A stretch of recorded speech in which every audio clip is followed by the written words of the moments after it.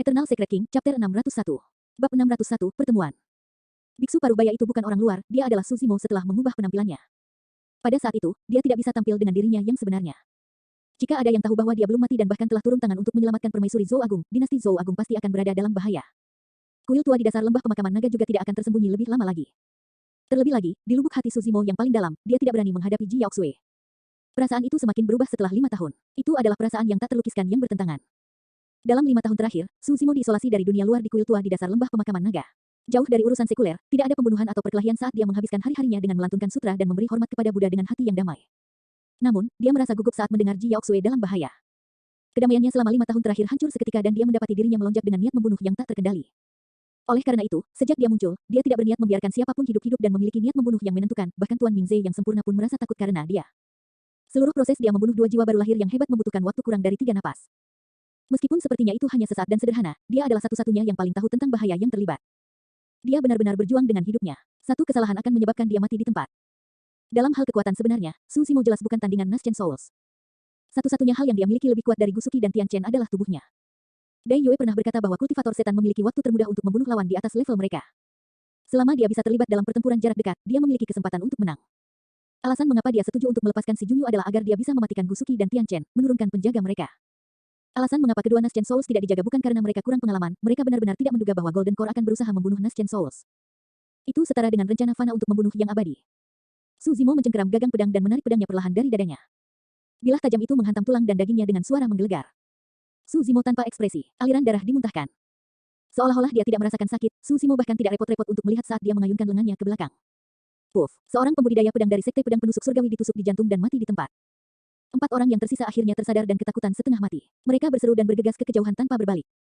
Mencengkeram dadanya dengan tangan kirinya, Suzimo memiliki tatapan dingin dan menginjak kakinya. Tanah berguncang dan dia melesat ke depan seperti anak panah. Itu terlalu cepat, bang. Seorang penjaga Gritsia baru saja berlari beberapa langkah sebelum Suzimo menyusulnya. Dia ditampar sampai mati dengan satu serangan telapak tangan tanpa ada cara untuk membalas. 3 inti emas yang tersisa juga tidak berhasil melarikan diri jauh sebelum mereka dibunuh oleh Suzimo satu persatu.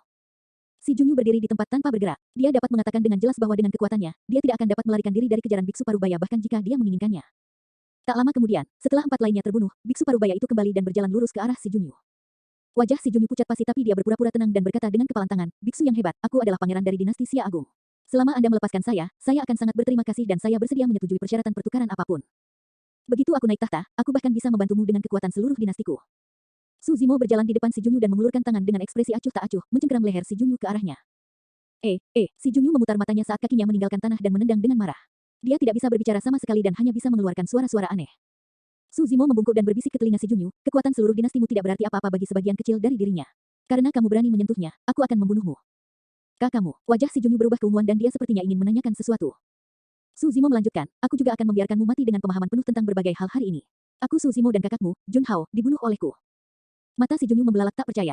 Suzimo, itu adalah nama yang tidak pernah disebutkan oleh siapapun selama 5 tahun. Dia masih hidup, kamu bisa bergabung dengan saudaramu di neraka. Suzimo berkata dengan tenang sebelum mengerahkan kekuatan di jarinya, mematahkan tenggorokan si Junyu dengan sekejap. Si Junyu tewas di tempat. Dalam waktu kurang dari 15 menit, 2 Naschen Souls, 20 Golden Cores dan seorang pangeran dari Gritsia semuanya terbunuh di tempat ini, tidak satupun dari mereka yang selamat. Ji Yaoxue memiliki ekspresi termenung dengan alis terangkat saat dia menatap Suzimo dengan tatapan yang agak aneh. Tuan Mingze yang sempurna menarik napas dalam-dalam sebelum menuju ke depan untuk menyambut Suzimo dengan membungkuk dalam-dalam. Saya adalah Tuan Mingze yang disempurnakan dari dinasti Zhou Agung. Banyak terima kasih atas bantuan Anda sebelumnya, Beku Agung. Sebagai Naschen Soul, sangat jarang baginya untuk menyampaikan kesopanan seperti itu ke Golden Core. Jangan khawatir, Suzimo mengibaskannya dan berkata dengan acuh tak acuh, tempat berbahaya ini penuh dengan bahaya dan lembah pemakaman naga adalah tempat yang sial. Kalian seharusnya tidak datang ke sini lagi di masa depan. Baiklah, terima kasih atas nasihatnya, biksu yang hebat, Tuan Mingze yang sempurna mengangguk. Saat itu, Ji Yaoxue juga berjalan mendekat, memelototi Suzimo. Bolehkah saya mengetahui nama dan sekte atau faksi Anda, Biksu Agung? Itu adalah pertanyaan yang agak tidak logis. Sikap dan nadanya lebih seperti seseorang yang menginterogasi orang lain. Lord Mingze yang sempurna melirik Ji Yaoxue dan sedikit mengernyit. Dia bisa merasakan bahwa ada sesuatu yang misterius tentang latar belakang Biksu Parubaya itu dan cara dia bersikap. Sampai sekarang, yang terakhir tidak menyebutkan mengapa dia membantu mereka atau mengapa dia membunuh semua orang dari dinasti Xia Agung. Namun, Ji Yaoxue bertingkah lebih aneh lagi. Suzimo menundukkan kepalanya dan menurunkan tasbih di tangan kirinya yang hanya memiliki 4 tasbih Buddha sebelum berkata dengan tenang, saya Mingxin dan saya bukan anggota sekte atau faksi manapun. Mingxin, Ji Yaoxue bergumam pelan sebelum menatap Suzimo dalam-dalam. Tuan Mingze yang sempurna dan aku terluka dan kami tidak bisa bertarung lagi. Karena Anda mengatakan bahwa tempat ini berbahaya, bisakah Anda mengantar kami keluar? Itu adalah permintaan yang bahkan lebih kasar. Tuan Mingze yang sempurna hendak berbicara ketika Biksu Parubaya itu mengangguk setelah hening sejenak. Baiklah. Tuan Mingze yang sempurna tertegun. Namun, dia melihat Ji Yaoxue tersenyum cerah. Terima kasih, Biksu yang hebat. Selama 5 tahun terakhir, Tuan Mingze yang sempurna telah berada di sisi Ji Yaoxue, memastikan keselamatannya. Sejak kematian penjelmaan monster terkuat dalam sejarah 5 tahun lalu, dia belum pernah melihat senyum seperti itu muncul di wajah Ji Yaoxue. Itu mempesona, seperti pelangi setelah hujan. Seolah-olah setiap kesedihan yang disimpan wanita ini di hatinya selama 5 tahun terakhir telah lenyap saat ini. Saat Su Zimo melihat senyum Ji Yaoxue, sebuah ungkapan muncul di benaknya. Senyum yang menyerupai bunga mekar. Namun, tidak ada bunga di dunia ini yang bisa dibandingkan dengan senyuman wanita di hadapannya. Menghindari tatapannya, Su Zimo menghitung tasbihnya dengan kecepatan yang lebih cepat. Dia menundukkan kepalanya dan mengambil bagian depan, berkata dengan lembut, "Ayo pergi." Menyempurnakan Lord Mingze dan bingung dan mengikuti secara naluriah. Ji Yaoxue mengatupkan bibirnya dengan sedikit kekecewaan di matanya. Namun, dia tersenyum lagi segera setelah itu. Tidak peduli apa, hari ini adalah hari yang patut disyukuri. Eternal Secret King, Chapter 602. Bab 602, Biksu hebat, apakah Anda mengenali saya? 3 orang berpenampilan aneh muncul di reruntuhan kian besar. Pemimpinnya adalah seorang biksu parubaya dengan tasbih di tangannya. Dia memiliki ekspresi tenang dan tanpa kultivasi apapun, tidak ada bedanya dengan manusia. Di belakangnya ada seorang pria dan wanita, keduanya terluka parah. Ada kemungkinan besar ketiganya akan bertemu dengan serangan di reruntuhan kian besar. Terlalu umum bagi orang untuk membunuh orang lain dan mencuri harta mereka di tempat ini. Namun, di sepanjang jalan, banyak pembudidaya yang melihat mereka menjauh dan tidak berani memprovokasi mereka. Itu karena semua orang dapat dengan jelas melihat bahwa awalnya ada tentara dunia lain yang tak terhitung jumlahnya di istana. Namun, semua prajurit dunia lain memberi jalan kepada ketiga orang ini kemanapun mereka lewat. Mereka bertiga berjalan melewati istana tanpa ada tentara dunia lain yang menghalangi jalan mereka. Lord Mingze yang sempurna diam-diam terkesan. Dia jelas bukan alasan kewaspadaan tentara dunia lain. Ketika dia tiba, meskipun dia adalah Nas Chen Sol, para prajurit dunia lain itu menyerang mereka tanpa rasa takut. Untuk berpikir bahwa mereka semua akan memilih untuk menjauh dari biksu parubaya. Tampaknya ada kabut yang menyelimuti biksu parubaya itu sehingga tidak ada yang bisa mengetahui rahasianya. Hal yang paling aneh adalah identitas pria ini. Dia tidak dapat dianggap sebagai seorang kultivator karena tidak ada fluktuasi energi roh dari dalam tubuhnya. Dia tidak bisa dianggap sebagai manusia juga karena dia bisa membunuh Nas Chen Souls. Pria ini berpengalaman dalam keterampilan rahasia yang bagus. Siapapun yang mewarisi keterampilan rahasia suara akan berasal dari sekte super atau faksi teratas. Namun, tidak satu pun dari 6 vihara Buddha yang terletak di wilayah utara. Jadi, dari mana pria ini berasal? Sepanjang jalan, Tuan Mingze yang sempurna dipenuhi dengan pertanyaan yang tidak dapat dia mengerti. Ji Yaoxue ikut di belakang, memperhatikan pandangan belakang biksu parubaya dengan ekspresi yang bertentangan. Ada banyak waktu ketika dia ingin berbicara tetapi pada akhirnya memilih untuk tidak melakukannya. Begitu saja, mereka bertiga melewati istana dan reruntuhan dalam diam. Setelah mengirim Ji Yaoxue dan Lord Mingze yang disempurnakan keluar reruntuhan, Su Zimo berhenti di jalurnya dan berbalik, berkata dengan lembut dengan kepala tertunduk, "Pelanggan, pergilah secepat mungkin. Aku akan mengucapkan selamat tinggal di sini." Ji Yaoxue menggigit bibir merahnya dengan lembut dalam diam. "Terima kasih atas anugerah penyelamatanmu, Biksu Agung. Saya pasti akan mengingat rasa terima kasih hari ini kepada Anda." Lord Mingze yang sempurna menyapa dengan kepalan tangan. Su Zimo mengangguk dan kembali dengan satu tangan membungkuk sebelum berbalik untuk pergi. Sampai akhir, dia tidak berani menatap mata Ji Yaoxue. Dia tidak berani memandangnya secara langsung. Setelah ragu-ragu untuk waktu yang lama, Ji Yaoxue akhirnya memilih untuk berbicara. "Pendeta, apakah Anda memiliki sesuatu yang ingin Anda katakan? Ini adalah tempat yang berbahaya. Tolong jangan datang ke sini lagi mulai sekarang, pelindung." Punggung Su Zimo menghadap Ji Yaoxue dan dia tidak berbalik saat dia terus maju sambil berkata dengan tenang. "Kapan saya bisa bertemu dengan Anda lagi, pendeta?" Ji Yaoxue bertanya sekali lagi. Su Zimo menghentikan langkahnya dan hanya menjawab setelah merenungkan untuk waktu yang lama, "Kita secara alami akan bertemu lagi jika ada kedekatan." Tuan Mingze yang sempurna mengerutkan keningnya dan melihat bolak-balik ke biksu parubaya dan Ji Yaoxue dalam kebingungan. Ji Yaoxue hanya mengembuskan napas dalam-dalam setelah sosok biksu parubaya itu menghilang sepenuhnya di tepi reruntuhan. "Paman Ming, ayo pergi." Tuan Mingze yang sempurna mau tidak mau bertanya, "Apakah Anda mengenalnya, permaisuri?" "Ming Xin." Ji Yaoxue tersenyum dan menggelengkan kepalanya. "Saya tidak." Tuan Mingze yang sempurna bahkan lebih bingung. Karena ini bukan bagian dari wilayah dinasti Zhou besar dan mereka berdua terluka, mereka tidak berani berlama-lama dan pergi di udara dengan mengendarai pedang terbang mereka. Koma. Su Zimo merasa berkonflik saat kembali. Akhirnya, dia tidak memilih untuk mengakui hubungannya dengan Ji Yaoxue. Dia tidak tahu apa yang harus dia katakan. Dia tidak tahu bagaimana menghadapi Ji Yaoxue. Dia tidak dapat menyangkal bahwa dia sangat penting baginya. Namun, dia akan meninggalkan wilayah utara dan bahkan daratan Tianhuang di penghujung hari. Adapun Ji Yaoxue, dia adalah permaisuri Zhou Agung dan membawa harapan kejayaan dinasti. Keduanya berada di jalur yang berbeda. Saat itu, Su Zimo menghentikan langkahnya dan mengerutkan kening. Dia terganggu dalam pemikiran yang dalam sepanjang waktu dan tidak menyadari bahwa seseorang mengikutinya. Tentu saja, sepertinya orang tersebut tidak memiliki niat jahat terhadapnya. Kalau tidak, dia akan bisa merasakannya dengan persepsi rohnya bahkan jika dia terganggu. "Siapa kamu? Ayo keluar." Su Zimo melirik ke samping dan berkomentar dengan acuh tak acuh. "Biksu yang hebat, apakah Anda mengenali saya?" Suara lembut terdengar, agak genit dan dengki. Jantung Su Zimo berdetak kencang. Seketika, dia melafalkan mantra Daming Sansekerta secara mental untuk menenangkan dirinya. Itu adalah Demones Ji. Kekuatan sihirnya menjadi semakin menakutkan setelah 5 tahun. Jika bukan karena fakta bahwa Su Zimo telah melantunkan sutra dan memahami agama Buddha selama 5 tahun terakhir, dia pasti akan mengekspos dirinya hanya dengan satu ucapan itu. Sepertinya Demones Ji juga mendapat banyak manfaat dari Istana Kaisar Manusia dan telah meningkatkan kekuatannya secara signifikan. Su Zimo berbalik dan menatap Demones Ji yang tidak jauh. Setelah 5 tahun, Demones Ji tampak semakin kurus. Namun, tidak ada cara untuk menyembunyikan wajah tak tertandingi yang bisa menyihir masa dan tubuh yang bisa memesona seluruh dunia. Alisnya yang indah sedikit melengkung dengan cara yang menyedihkan. Matanya berpendar seperti permukaan air. Wanita muda itu menggigit bibir cerinya yang memikat dengan sikap menggerutu. Su Zimo meliriknya tanpa ekspresi sebelum berbalik dan menggelengkan kepalanya. "Saya tidak." Biksu yang hebat, Anda mungkin tidak mengenali saya, tetapi saya mengenali Anda. Keharuman tercium saat Ji Yaoxue bergeser ke arah Suzimo dengan langkah ringan, sepertinya dia akan melemparkan dirinya ke pelukannya dengan melihatnya. Suzimo diam-diam bermasalah. Orang yang paling dia takuti dalam hidup ini adalah iblis wanita di hadapannya. Dalam sekejap, Suzimo mengelak ke samping. Pelindung wanita, tolong hormati dirimu sendiri. Suzimo mengatupkan kedua telapak tangannya dan berkata dalam-dalam. Tentu, Demones Ji mendengus dan menggerutu dengan malu-malu. Biksu yang hebat, sekarang kamu memintaku untuk menghargai diriku sendiri. Kembali ke peti mati batu itu, kamu mengambil sedikit keuntungan dariku. Mulut Suzimo berkedut. Di masa lalu, mereka berdua terjepit ke dalam peti mati batu dan harus melarikan diri untuk hidup mereka dari dasar sungai. Peti mati batu itu sangat sempit dan tidak dapat dihindari bagi mereka untuk melakukan kontak fisik. Dengan menyebutkan ini, jelas bahwa Demones Ji telah mengenalinya. Demones Ji mengejar topik itu tanpa henti. Hebat, sekarang kamu akan menghindari tanggung jawab untuk itu setelah mencukur rambutmu dan memegang satu set tasbih. Awalnya, Suzimo masih memikirkan apakah dia harus mengakuinya atau tidak. Lagi pula, tidak ada yang bisa dia lakukan bahkan jika dia menolak untuk mengakuinya. Namun, kata-kata Demones Ji menjadi semakin jahat, seolah-olah benar-benar ada sesuatu di antara mereka. Suzimo tidak tahan lagi dan terbatuk pelan untuk menyela. Iblis Ji, apa yang kamu inginkan? Dia mengangkat kepalanya dan cemberut, bertanya, Biksu yang hebat, bukankah kamu mengatakan bahwa kamu tidak mengenalku? Setelah hening sejenak, Suzimo berkata, terima kasih atas bantuannya menyelamatkan warga negara yang bersama dengan Sekte Perawan Murni 5 tahun lalu. Ketika dia mendengar itu, mata Demones Ji dipenuhi lapisan kabut saat dia berkata, Suzimo, kamu benar-benar kejam. Mengapa Anda tidak menunjukkan diri Anda ketika Anda jelas hidup? Inti emasku telah lumpuh dan aku telah menyinggung seluruh wilayah utara dengan semua orang menganggapku sebagai iblis. Tidak ada hal baik yang akan keluar dari siapapun yang mengasosiasikan diri dengan saya. Suzimo menggelengkan kepalanya dan menjawab, selain itu, aku sedang diburu. Meskipun wilayah utara sangat besar, tidak ada tempat yang dapat menampungku. Eternal Secret King, Chapter 603. Bab 603, adik muda, kamu keracunan. Ketika Demones Ji melihat ekspresi sedih di wajah Suzimo, dia tiba-tiba teringat akan situasinya dan tidak tahan untuk menyalahkannya. Kerabat dan teman-temannya semuanya berada di wilayah utara. Jika dia punya pilihan lain, dia tidak akan memilih untuk tinggal di pengasingan. Selanjutnya, inti emasnya lumpuh. Masa lalunya gemilang, pendirian yayasan ekstrim, kedua setelah Kaisar Manusia, menekan paragon sekte abadi, Buddha, dan iblis di bawah istana Kaisar Manusia, membuat semua orang dari wilayah utara kewalahan, membakar Nasgen Souls dan dipuji sebagai penjelmaan monster nomor 1 dalam sejarah.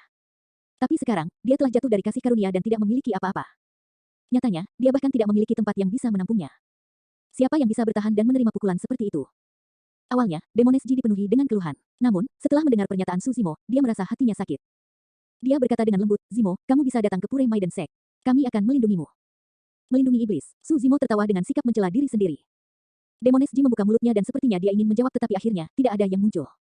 Meskipun dia bisa mengabaikan semuanya, dia tidak bisa menjamin bahwa itu akan sama untuk sektenya. Meskipun sekte gadis murni adalah sekte iblis, mereka adalah manusia. Manusia telah lama berseteru dengan iblis dan tidak ada cara bagi satu pihak untuk mengakomodasi yang lain kecuali ada sumpah darah yang ditandatangani. Demones Ji berkata, Zimo, kamu bisa menjelaskan bahwa kamu bukan iblis. Istana Kaisar Manusia pasti tidak akan membiarkan setan apapun masuk. Suzimo tertawa dingin, menggelengkan kepalanya. Mengingat kepribadian dan harga dirinya, tidak mungkin dia menjelaskan hal seperti itu secara pribadi. Dengan kata lain, meski dia bersedia menjelaskan, siapa yang akan percaya padanya? Alasan paling mendasar adalah bahwa tidak ada iblis yang bisa memasuki Istana Kaisar Manusia, siapa yang tidak akan bisa mengerti itu. Namun, beberapa orang hanya memilih untuk mengabaikan fakta. Kebenaran tidak lagi penting. Yang penting adalah seluruh wilayah utara menginginkan kematian Suzimo. Tidak masalah bahkan jika dia menjelaskan, mereka bisa menyebut dia sebagai iblis atau iblis selama mereka mau. Rencana apa yang kamu miliki mulai sekarang? Apa kau akan bersembunyi selamanya? Tanya Demones Ji.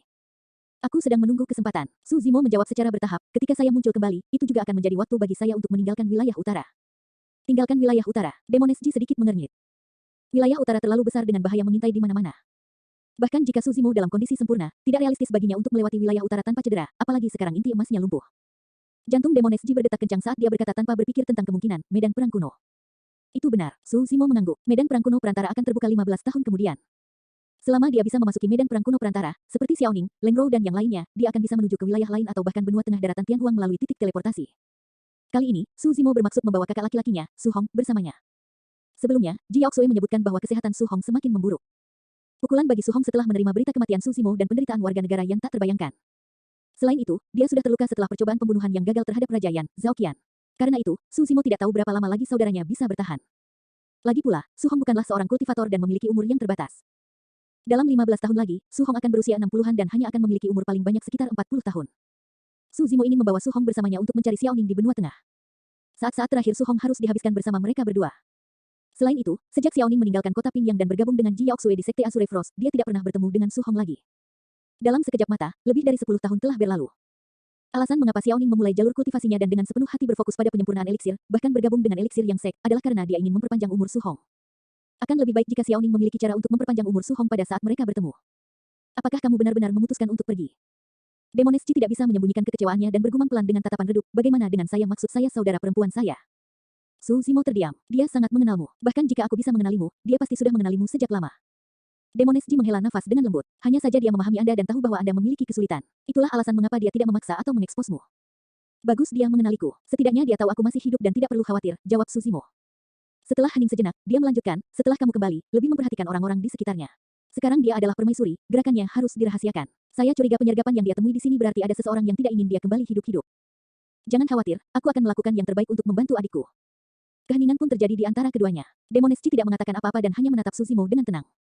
Lama kemudian, dia berkata dengan lembut, ayo kembali. Hati-hati kalau begitu. Demones Ji sedih dan matanya bengkak dan merah. Sesaat kemudian, dia mengendus dan memaksakan senyum sebelum berpura-pura tersenyum. Mari kita berpelukan terakhir sebagai perpisahan. Su Zimo ragu sejenak sebelum mengangguk. Menuju ke depan, dia memeluk Demones Ji dengan sopan.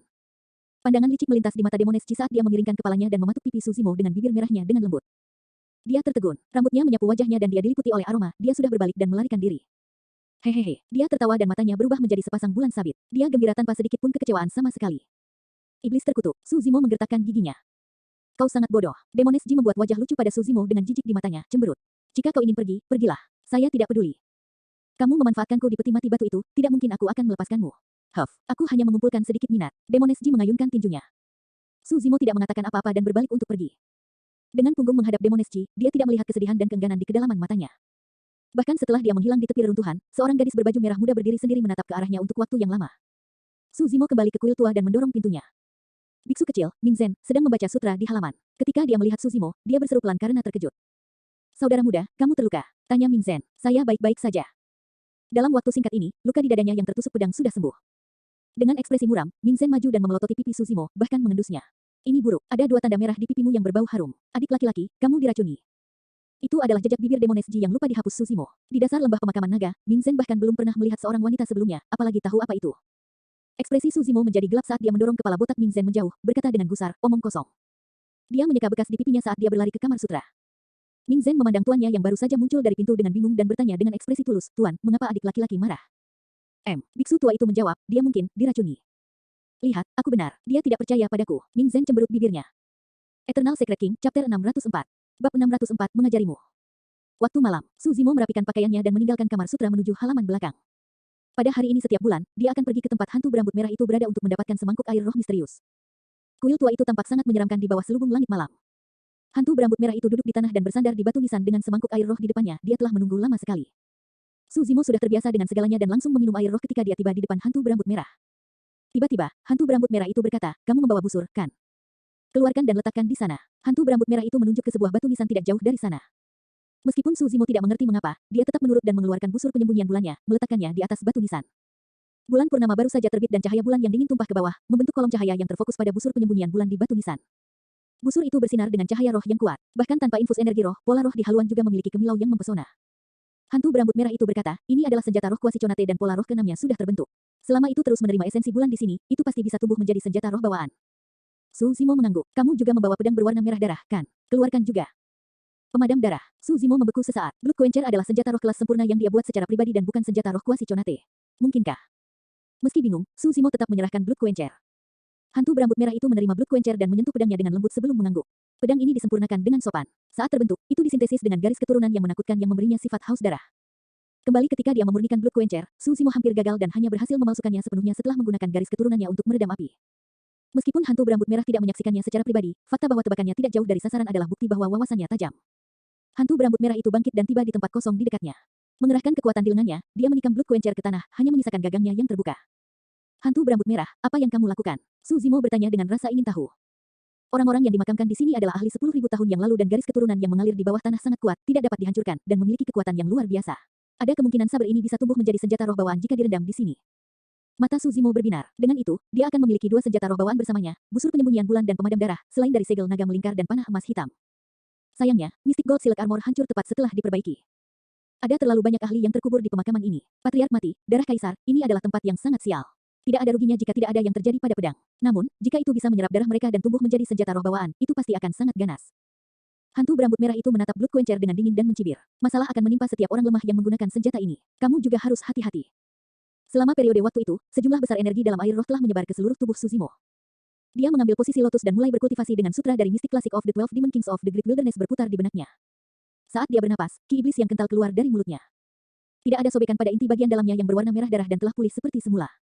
Inti dalam berputar perlahan dengan kisetan yang ganas, menciptakan setan kuno di sekelilingnya satu demi satu. Berpusat di antara mereka, mata Susimo tertutup rapat dan tubuhnya terlihat samar-samar. Dengan aura yang menakutkan, dia mirip dengan Raja Iblis yang memandang rendah semua orang dari atas. Dia mengandalkan air roh misterius itu selama 5 tahun terakhir untuk membantu inti batinnya pulih. Tidak hanya itu, tubuhnya menjadi lebih menakutkan. Meskipun itu hanya semangkuk air roh, jumlah energi yang dikandungnya cukup untuk membuat Susimo bertahan selama sebulan penuh. Jika dia terus berkultivasi dengan cara ini, dia pasti akan mencapai penguasaan inti batinnya yang lebih besar dalam 15 tahun ke depan dan bahkan memiliki kesempatan untuk berkultivasi ke alam yang disempurnakan. Apa yang ada di air roh itu untuk memiliki kekuatan seperti itu? Dalam 5 tahun, Susimo telah membaca banyak manual kuno di Kamar Sutra tetapi dia tidak dapat menemukan apapun yang sesuai dengan deskripsinya. Ini adalah pertanyaan yang dia tanyakan pada hantu berambut merah lebih dari sekali selama periode waktu ini. Namun, setiap kali, hantu berambut merah itu akan memandangnya dengan aneh dengan seringai yang memperdaya tanpa menjelaskan lebih jauh. Setelah itu, Susimo tidak lagi bertanya. Malam itu gelap dan bulan bundar tergantung tinggi di atas. Saat hantu berambut merah itu menatap Susimo, sedikit rasa iri melintas di kedalaman matanya. Teknik kultivasi ini benar-benar menakutkan. Hantu berambut merah meratap secara internal. Itu adalah fakta yang tidak dapat disangkal bahwa manusia dilahirkan dengan kelemahan bawaan. Namun, teknik kultivasi iblis itu dapat memungkinkan manusia untuk mengolah tubuhnya hingga tingkat yang menakutkan. Dia bisa melihat setiap otot di tubuh Susimo berkedut tanpa terasa dengan setiap napas yang dia embuskan. Tendonnya bergetar, tulangnya bergetar, sumsum darahnya menyembur dan lubangnya bersinar dengan cahaya ilahi yang lebih terang dari bintang. Dengan setiap nafas, dia memurnikan darah, daging, tendon, tulang, kulit, organ, dan lubangnya. Hantu berambut merah itu mengalihkan pandangannya ke kulit Susimo yang terbuka. Saat kultivasi Susimo semakin dalam, permukaan kulitnya menjadi lebih kasar. Setelah diperiksa lebih dekat, dapat dilihat bahwa permukaan kulitnya terjalin dengan bekas luka belah ketupat berulang kali. Namun, bekas luka itu sangat halus bahkan Susimo tidak menyadarinya. Ketika dia melihat bekas luka itu, hantu berambut merah itu sangat senang dan hampir tidak bisa menyembunyikan kegembiraannya. Tak lama kemudian, malam berlalu. Saat fajar menyingsing dari cakrawala, Susimo menghirup udara dalam-dalam dan menyerap kisetan di sekitarnya kembali ke tubuhnya. Semuanya lenyap sepenuhnya dalam sekejap mata. Susimo membuka matanya dengan kilatan setan yang melintas. Hantu berambut merah itu bertanya dengan sikap yang tampak senang, "Kamu pernah mengkonsumsi sesuatu dari ras naga, kan?" Susimo terkejut. Hal pertama yang terlintas dalam pikiran adalah telur naga besar itu. Susimo berkata dengan muram, "Ya, dulu di Istana Kaisar Manusia, aku telah mengkonsumsi eliksir daging darah yang dibuat dari ras naga untuk menumbuhkan teknik yang ditinggalkan oleh Kaisar Manusia." Hanya obat mujarab. Hantu berambut merah itu mengangkat alisnya. Setelah memikirkan dan memutuskan bahwa tidak ada yang disembunyikan, Susimo melanjutkan, "Sebelum itu, saya mengkonsumsi setengah telur naga dalam kehancuran purba." Percikan berkedip melalui mata hantu berambut merah itu sebentar. "Heh, kamu punya cukup banyak nyali," kata hantu berambut merah dengan senyum palsu dan nada menggoda. Merasakan sesuatu yang salah, Susimo mengerutkan kening dan bertanya, "Ada apa?" "Tidak banyak, aku hanya bertanya dengan santai." Hantu berambut merah melambai dengan ekspresi acuh tak acuh. Ketika Susimo tidak bisa melihat apapun dari ekspresi hantu berambut merah itu, dia menepuk dirinya sendiri dan bersiap untuk pergi. "Tunggu, tunggu." Saat itu, hantu berambut merah memberi isyarat agar Susimo duduk dan berkata dengan seringai cerah, "Hari ini, aku akan mengajarimu sesuatu." Eternal Secret King, Chapter 605. Bab 605, Legenda Bulan dan Matahari. Meskipun hantu berambut merah itu sangat berpengetahuan, dia tidak mengambil inisiatif untuk memberikan apapun kepada Susimo selama 5 tahun interaksi mereka. Penyebutannya yang tiba-tiba membuat Susimo penasaran. Sejak awal, hantu berambut merah itu tidak menyebutkan apapun tentang latar belakangnya. Karena itu, Susimo penasaran ingin melihat apa yang bisa dilakukan hantu berambut merah itu.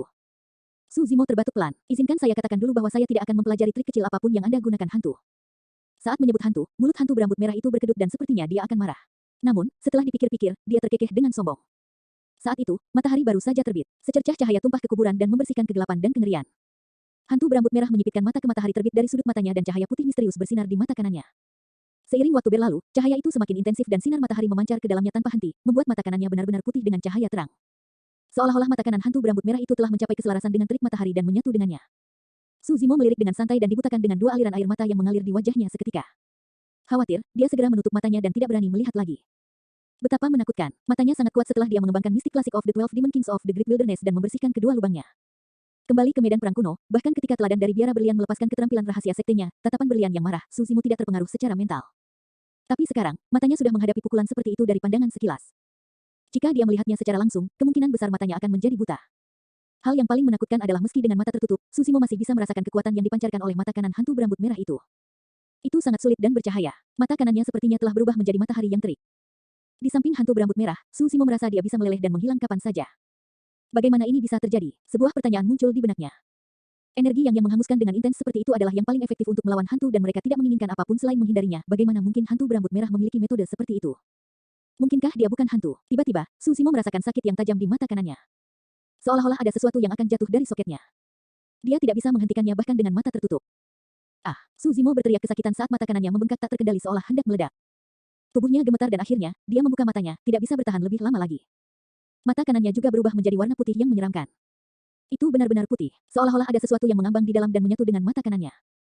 Cahaya di mata kanan hantu berambut merah menghilang saat dia menatap mata kanan Susimo dengan saksama sambil mengangguk. Memang, hantu berambut merah itu melengkungkan jarinya. Sebuah batu besar berwarna putih giok yang berkilau dan bersinar jatuh dari mata kanan Susimo dan melayang di udara.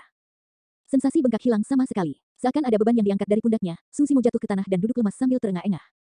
Batu ini, sambil mengerutkan kening, Susimo mengingat sesuatu.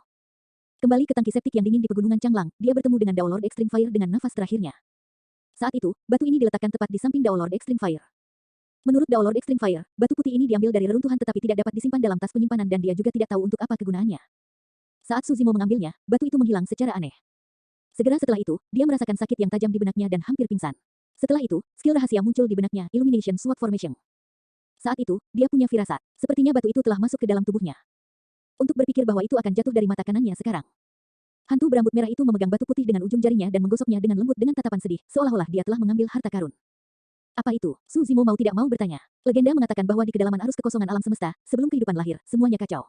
Seiring berjalannya waktu, yin dan yang tercipta dari kekacauan. Pada ekstremitas mereka, kekuatan yang ekstrim dan yin ekstrim berkumpul tanpa henti, membentuk dua keberadaan menakutkan yang dikenal sebagai penerangan yang ekstrim dan cahaya yin nether ekstrim. Suara hantu berambut merah terdengar, seolah-olah dia telah melewati waktu dan menjelaskan rahasia yang tidak jelas. Kekuatan Illumination dan Nether Glow begitu menakutkan sehingga menyelimuti alam semesta dan menyebar melalui Tricilio Kosem. Matahari dan bulan di daratan Tianhuang tercipta dari tetesan kekuatan dari Illumination dan Nether Glow. Tetesan kekuatan. Susimo terkejut. Baik itu matahari atau bulan, kekuatan yang dikandungnya adalah sesuatu yang Susimo tidak akan pernah bisa capai mengingat wilayah kultivasinya saat ini. Satu-satunya cara dia bisa berkultivasi dengan esensi matahari dan bulan adalah setelah dia mengolah roh esensi dan berubah menjadi iblis jahat. Kekuatan matahari dan bulan sangat masif dan tak ada habisnya. Tapi sekarang, hantu berambut merah itu benar-benar mengatakan bahwa matahari dan bulan di atas mereka hanya diciptakan oleh tetesan kekuatan dari dua entitas yang menakutkan. Hantu berambut merah itu tertawa. Arus kekosongan alam semesta begitu besar sehingga Anda tidak mungkin membayangkannya. Ada 1 triliun entitas lain seperti daratan Tianhuang. Dengan kata lain, ada juga 1 triliun lebih matahari dan bulan yang Anda lihat sekarang. Susimo tercengang. Segala sesuatu yang dikatakan hantu berambut merah telah sepenuhnya menggali semua pengetahuannya. Setelah merenung, hantu berambut merah melanjutkan, tentu saja, itu hanya legenda mistis yang tidak dapat diverifikasi oleh siapapun. Atau lebih tepatnya, mereka yang dapat memverifikasi mereka tidak berada di daratan Tianhuang dan telah naik ke dunia atas. Setelah berhenti sejenak, hantu berambut merah itu menatap Susimo dalam-dalam. Wanita berjubah merah itu pasti tahu tentang hal-hal ini. Susimo tetap diam. Setelah menatap Susimo untuk waktu yang lama, hantu berambut merah itu mendekat. Matanya berkobar dengan api gosip saat dia bertanya dengan rasa ingin tahu, biksu kecil, apa hubunganmu dengan wanita itu? Mengapa dia begitu banyak membantumu? Setelah menahannya selama 5 tahun, hantu berambut merah itu akhirnya melontarkan pertanyaan.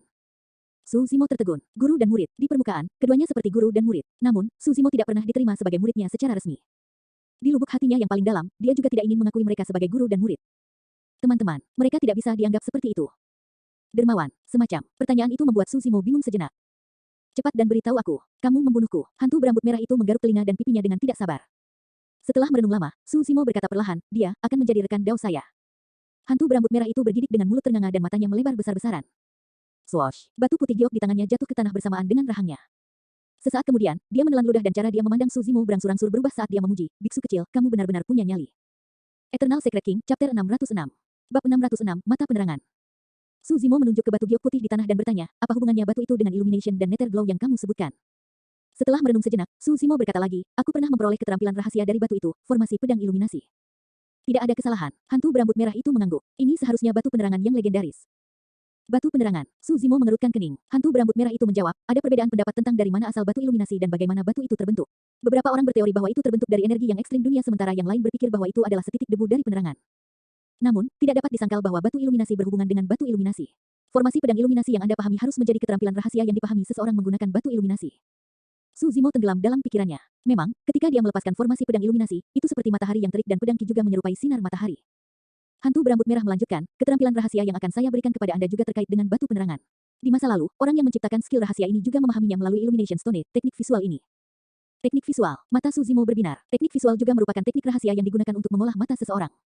Tidak masalah apakah mereka abadi, Buddha atau iblis, juga tidak masalah apakah mereka manusia atau setan, rumusan Dharma untuk mengolah mata seseorang adalah jenis warisan yang paling langka. Itu karena untuk setiap ras, mata mereka adalah bagian terlemah dari tubuh mereka.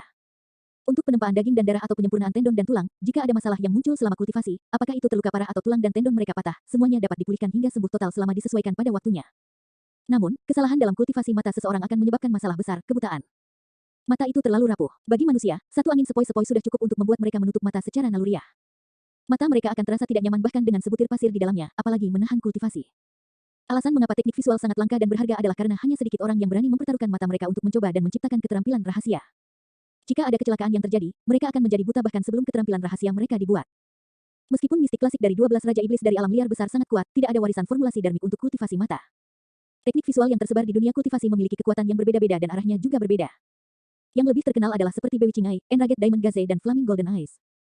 Penggarap yang ahli dalam teknik visual pasti lebih kuat dari siapapun dari dunia kultivasi yang sama dalam hal kekuatan tempur.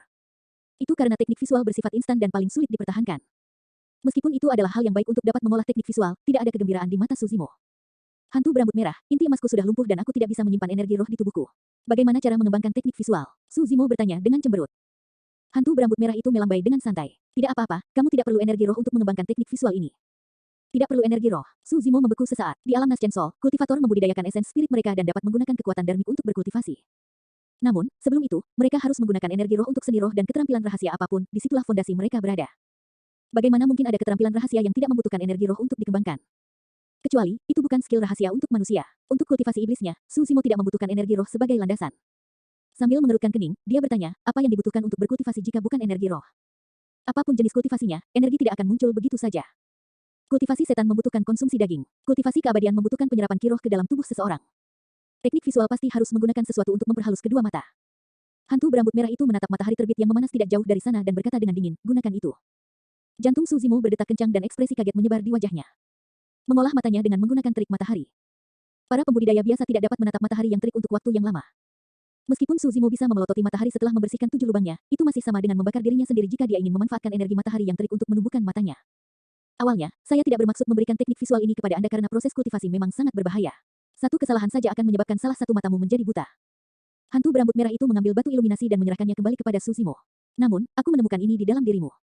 Kamu membawa batu penerangan bersamamu. Dengan demikian, tingkat keberhasilan mengolah teknik visual ini akan sangat tinggi dan upaya Anda akan berkurang setengahnya. Ketika dia mendengar itu, Suzimo secara bertahap menyadari. Teknik visual dipahami oleh seorang ahli di masa lalu dengan menggunakan batu iluminasi. Sekarang setelah batu iluminasi berada di tangannya, akan jauh lebih mudah untuk mengolah teknik visual dengan penurunan risiko yang signifikan. Suzimo menerima batu penerangan. Mirip dengan sebelumnya, batu bulat putih menghilang di tangannya sekali lagi. Segera setelah itu, dia merasakan sakit yang tajam di benaknya dan mata kanannya berubah menjadi putih susu dan menyeramkan. Sesaat kemudian, kembali normal.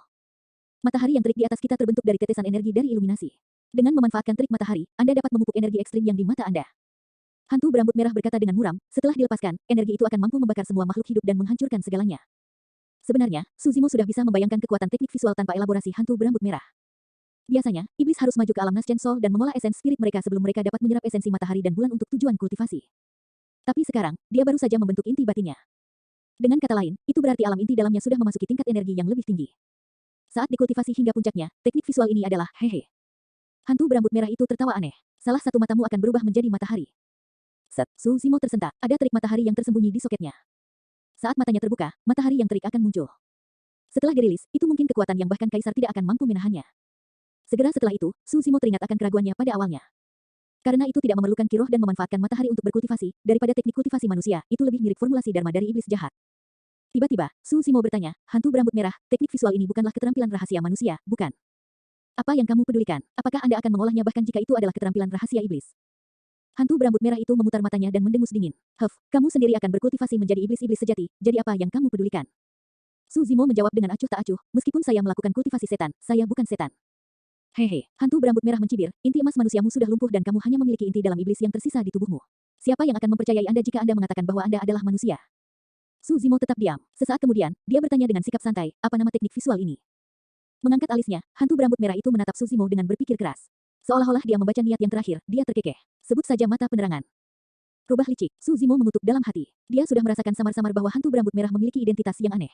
Nyatanya, dia juga mencoba menyimpulkan sesuatu dengan menanyakan nama teknik visualnya. Tidak disangka hantu berambut merah itu tidak membiarkan apapun tergelincir. Illumination Eye jelas merupakan nama yang baru saja dia buat. Eternal Secret King, Chapter 607. Bab 607, Keturunan Teman Lama.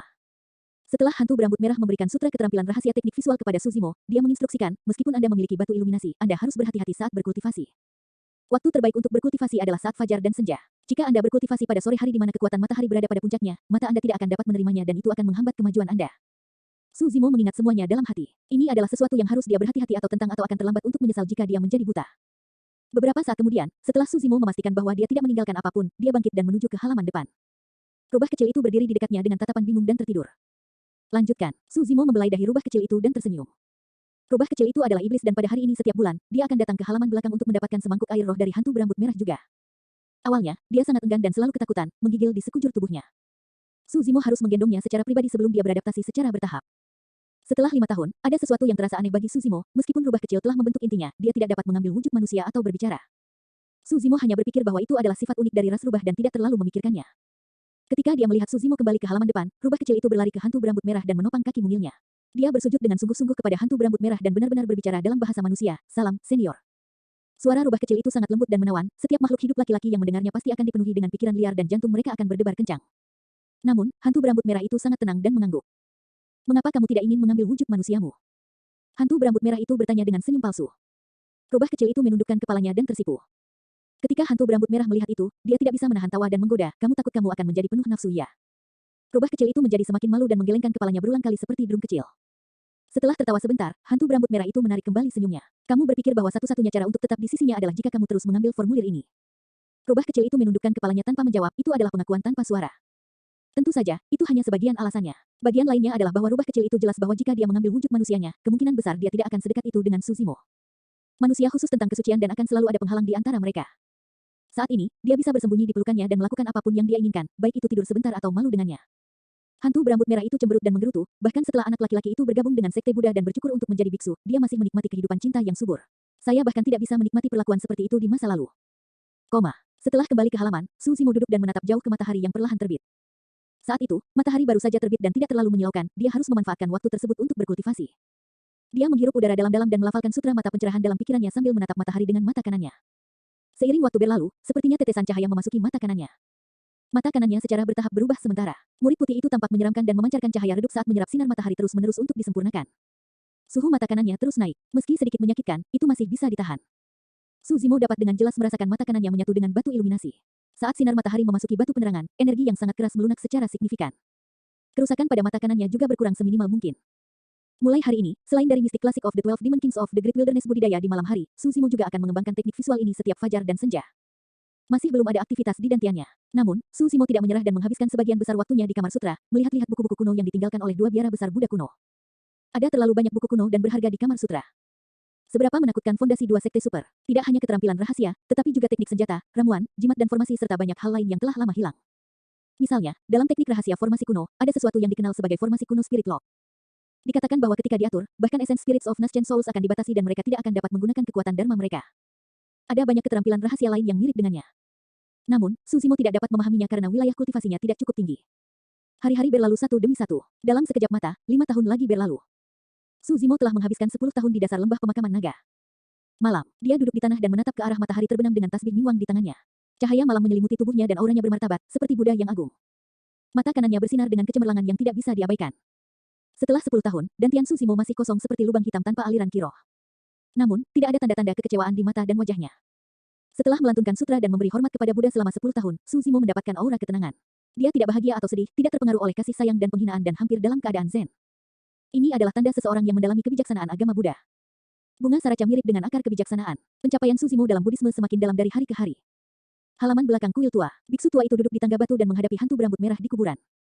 Biksu tua, masih belum ada aktivitas di dantian pemuda itu. Saya pikir tidak ada lagi harapan baginya untuk memulai kembali dengan kultivasi keabadiannya, kata hantu berambut merah itu. Seberapa sulit bagi seseorang untuk membangun kembali fondasinya setelah dihancurkan dengan dantiannya dihancurkan. Sepanjang sejarah, ada banyak paragon dan penjelmaan monster tetapi tidak satupun dari mereka berhasil. Biksu tua itu menghela nafas dengan lembut. Namun, pemahaman pemuda itu tentang agama Buddha semakin dalam. Jika dia dapat memulai kembali kultivasinya, dia akan dapat memperoleh warisan sebenarnya dari sekte Buddha. Warisan yang tidak masuk akal. Hantu berambut merah itu cemberut dengan jijik. Tanpa energi roh, dia tidak akan bisa melepaskan metode sekte Buddha bahkan jika dia mengetahuinya. Apa gunanya? Jika terserah saya akan memintanya untuk melupakan semua tentang memulihkan inti emasnya dan fokus sepenuh hati pada kultivasi iblisnya. Tidak bisakah kamu melihat bahwa bahkan tanpa inti emasnya, kekuatannya yang sebenarnya sekarang hanya lebih kuat dari 10 tahun yang lalu? Biksu tua itu menggelengkan kepalanya. Jika dia menyerah untuk memulihkan inti emasnya dan melanjutkan kultivasi iblisnya, saat dia naik ke alam Nascent Soul akan menjadi saat dia berubah menjadi iblis-iblis sepenuhnya. Bukankah itu bagus? Hantu berambut merah itu bergumam. Saat itu, cahaya roh turun di luar kuil tua. Biksu tua itu memiringkan kepalanya dan memberi isyarat, menyebabkan bangau roh mendarat di telapak tangannya. Sambil mengerutkan kening, dia membuka bangau roh dan melihatnya. Dengan ekspresi yang bertentangan, dia menghela nafas dengan lembut. Keturunan teman lama kita ada di sini. Aku benci aura bangau roh ini. Hantu berambut merah menyipitkan mata ke arah bangau roh dan menggonggong dengan dingin. Apakah itu dia? Keturunannya. Biksu tua itu mengangguk. Hantu berambut merah itu melesat tegak dan rantai di tubuhnya bergetar. Seketika, dia berubah menjadi pembunuh. Biksu tua itu memandangi hantu berambut merah itu. Tenang, tidak peduli apa, biara Daming dan Fahua berhutang budi padanya. Selain itu hanya seorang junior yang telah tiba. Untuk apa kamu bekerja? Setelah mendengar itu, hantu berambut merah itu menjadi tenang untuk sementara dan duduk sekali lagi dengan ekspresi yang mengerikan. Eternal Secret King, Chapter 608. Bab 608, jangan berlebihan. Saat itu larut malam, hantu berambut merah itu bertanya dengan cemberut, untuk apa keturunannya di sini? Untuk meminjam dan menelusuri sutra teratai dermit mistik, jawab biksu tua itu. Mencibir, hantu berambut merah itu berkata, jadi, dia mengincar keterampilan rahasia nomor 1 dari inti emas ini. Tidak heran mengapa dia melakukan perjalanan jauh ke sini. Biksu tua itu melanjutkan, itu hanya sebuah sutra. Jika keturunannya ingin melihatnya, dia bebas membaca semua sutra di kamar sutra. Apakah kamu tidak murah hati? Hantu berambut merah itu cemberut dan menggerutu. Saat itu, Su Zimo tiba di halaman belakang, siap untuk mengambil semangkuk air roh dari hantu berambut merah. Biksu tua menyingkirkan bangau roh dan berbalik untuk pergi tanpa ekspresi. Hantu berambut merah meletakkan air roh di depannya. Setelah itu, dia berbaring dengan punggung menghadap Su Zimo dalam diam dan merenung. Su Zimo bingung dan tidak tahu amukan apa yang dilontarkan hantu berambut merah itu. Dia tidak bertanya atau memikirkannya lebih jauh. Setelah 10 tahun, dia memiliki pemahaman terhadap hantu berambut merah. Ada hal-hal yang hantu berambut merah akan berinisiatif untuk mengatakannya bahkan jika dia tidak bertanya. Ada juga hal-hal yang tidak akan dikatakan oleh hantu berambut merah tidak peduli bagaimana dia menekannya. Su Zimo mengangkat kepalanya dan meminum air roh sebelum duduk untuk berkultivasi. Tidak lama setelah biksu tua itu meninggalkan vihara tua itu, dia kembali. Ada 2 orang lagi di sekelilingnya. Tepatnya, salah satunya adalah manusia dan yang lainnya adalah iblis. Kultivator di depan tampak muda dan berada di ranah Golden Core. Dia mengenakan jubah ungu dengan alis tajam dan serangkaian fitur yang jelas. Dengan ekspresi acuh tak acuh, dia mengeluarkan aura yang menguasai segala sesuatu di sekitarnya dan menekan segala sesuatu. Mata kultivator berjubah ungu berkedip dan semua yang dia lewati menjadi diam, bahkan udara. Kehadirannya saja sudah cukup bagi seseorang untuk ingin menyerah sepenuhnya. Di belakang pembudidaya berjubah ungu adalah seorang pria kekar yang tingginya lebih dari 2 meter dan dipenuhi rambut dari ujung kepala sampai ujung kaki. Dadanya telanjang, tulangnya besar dan matanya bersinar dengan cahaya merah. Siapapun dengan mata yang tajam akan dapat mengetahui bahwa meskipun pria kekar itu telah mengambil wujud manusia, dia tetaplah binatang iblis. Ki iblis yang menyelimuti pria kekar itu sangat tebal dan matanya terus-menerus berpendar, dia jelas bukan jiwa yang baik. Kuil tua itu berkata, tidak banyak aturan di kuil tua ini. Selain halaman belakang di mana Anda tidak boleh menginjakkan kaki, Anda bebas menjelajahi bagian lain. Anda juga dapat mengambil sutra apapun yang ingin Anda baca. Kultivator berjubah ungu mengangguk dan mengalihkan pandangannya ke arah Ming Zhen. Pada saat itu, Ming Zhen baru saja menutup sutra di tangannya dan bangkit. Saat dia hendak membungkuk dan menyapa kultivator berjubah ungu, suara dingin yang terakhir terdengar. Serahkan sutra itu di tanganmu, karena saya ingin membaca. Ming Zhen membeku sesaat. Jarang ada orang lain di kuil tua itu. Bahkan jika orang ini tidak mengatakannya, Ming Zhen akan memberikannya secara otomatis. Tapi sekarang, nada kultivator berjubah ungu itu benar-benar menjijikan. Itu lebih seperti perintah. Dia berdiri tanpa sopan santun sama sekali. Ming Zhen dapat dengan jelas merasakan bahwa bagi kultivator berjubah ungu, dia baru saja menyuruh seorang pelayan. Secara naluriah, Ming Zhen menoleh ke arah biksu tua itu. Biksu tua itu menghela nafas secara internal. Bagaimanapun, ini adalah sesuatu di antara generasi muda. Meskipun sikap kultivator berjubah ungu itu tidak menyenangkan, bukan tempatnya untuk menceramahi yang pertama. Biksu tua itu tidak ingin ikut campur selama kedua belah pihak tidak saling berhadapan. Biksu tua itu kembali ke aula besar yang megah dan menutup pintunya setelah memimpin kultivator berjubah ungu ke dalam kuil tua. Biksu, apakah kamu tuli? Tuanku ingin membaca sutra di tanganmu itu. Apa yang kamu tunggu? Pria kekar berbulu di belakang kultivator berjubah ungu itu berteriak. Ming Zhen mengerutkan kening. Setelah ragu-ragu sejenak, dia menyerahkan sutra teratai dermit mistik di tangannya. Kultivator berjubah ungu menerimanya dengan ekspresi acuh tak acuh bahkan tanpa melirik Ming Zhen. Seolah-olah semuanya benar, Ming Zhen tidak terganggu olehnya dan hanya tersenyum sebelum berbalik untuk mengambil sutra lain untuk dibaca. Saat itu, pintu kamar sutra didorong terbuka dengan derik keras. Makhluk kecil berbulu berjalan keluar dengan bulu merah menyala yang membuatnya tampak seperti bola api. Itu adalah rubah kecil yang baru saja bangun. Dia menguap berulang kali dan mengangkat kaki mungilnya untuk menggosok matanya yang mengantuk. Dengan tampang naif yang memesona, dia hampir tersandung di tangga pintu masuk kamar sutra. Ming Zhen tersenyum. Kultivator berjubah ungu itu tampaknya tidak menyadarinya karena perhatiannya terfokus sepenuhnya pada sutra teratai dermit mistik di tangannya. Semakin banyak dia membaca, semakin cerah matanya menyala. Ketika pria kekar berbulu di belakangnya melihat rubah kecil itu, matanya membelalak. Rubah kecil itu bergidik dan bangun. Sambil menyeringai, pria kekar berbulu itu berkata, "Tuan, ada cewek rubah di sini. Aku akan membawanya bersamaku." "Ya," kultivator berjubah ungu itu menjawab. Hahaha. Mata pria kekar berbulu itu menyala dengan kilatan keji saat dia mendekati rubah kecil itu sambil menyeringai. "Hal kecil, di mana kamu mencoba bersembunyi?" Dia menjadi lebih bersemangat ketika melihat rubah kecil yang mundur terus-menerus dengan ekspresi menakutkan. Berdebur, tiba-tiba, pria kekar berbulu merasa pandangannya kabur dan orang lain muncul.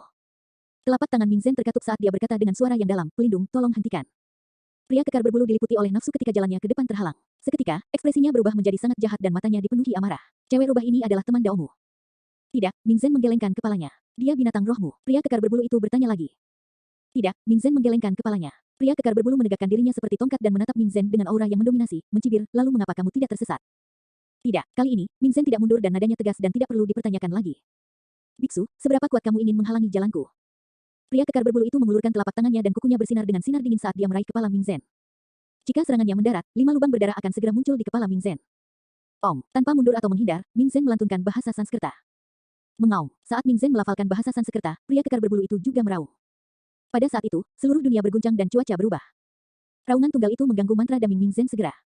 Pria kekar berbulu itu sangat kuat. Dengan tidak ada tempat untuk mundur melawan telapak tangan pria kekar berbulu itu, energi roh melonjak keluar dari kuku Ming Zhen dan membentuk teratai untuk menerima serangan.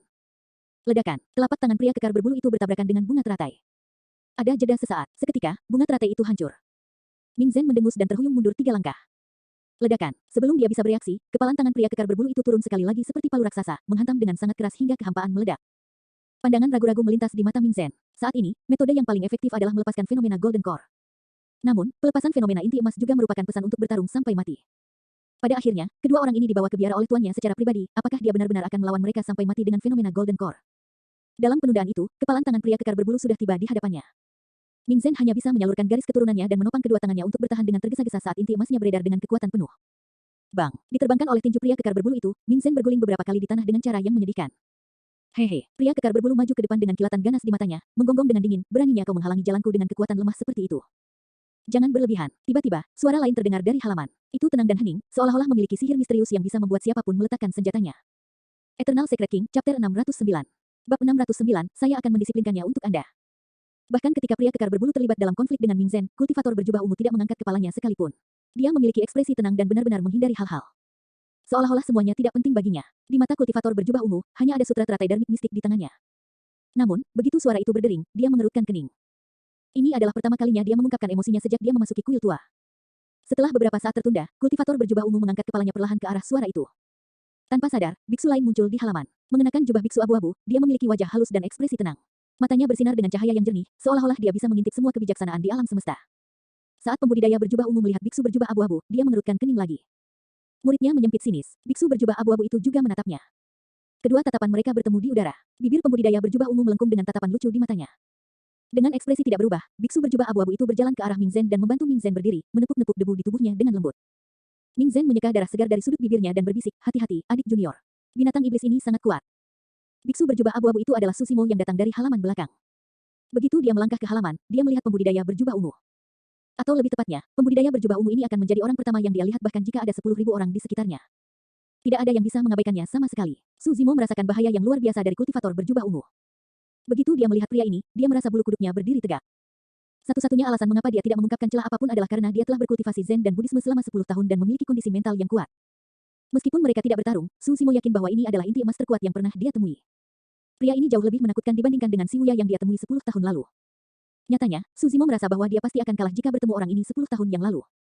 Dia tidak akan cocok untuk pria ini bahkan jika dia menggunakan semua kartu trufnya dan berubah menjadi wujud iblisnya.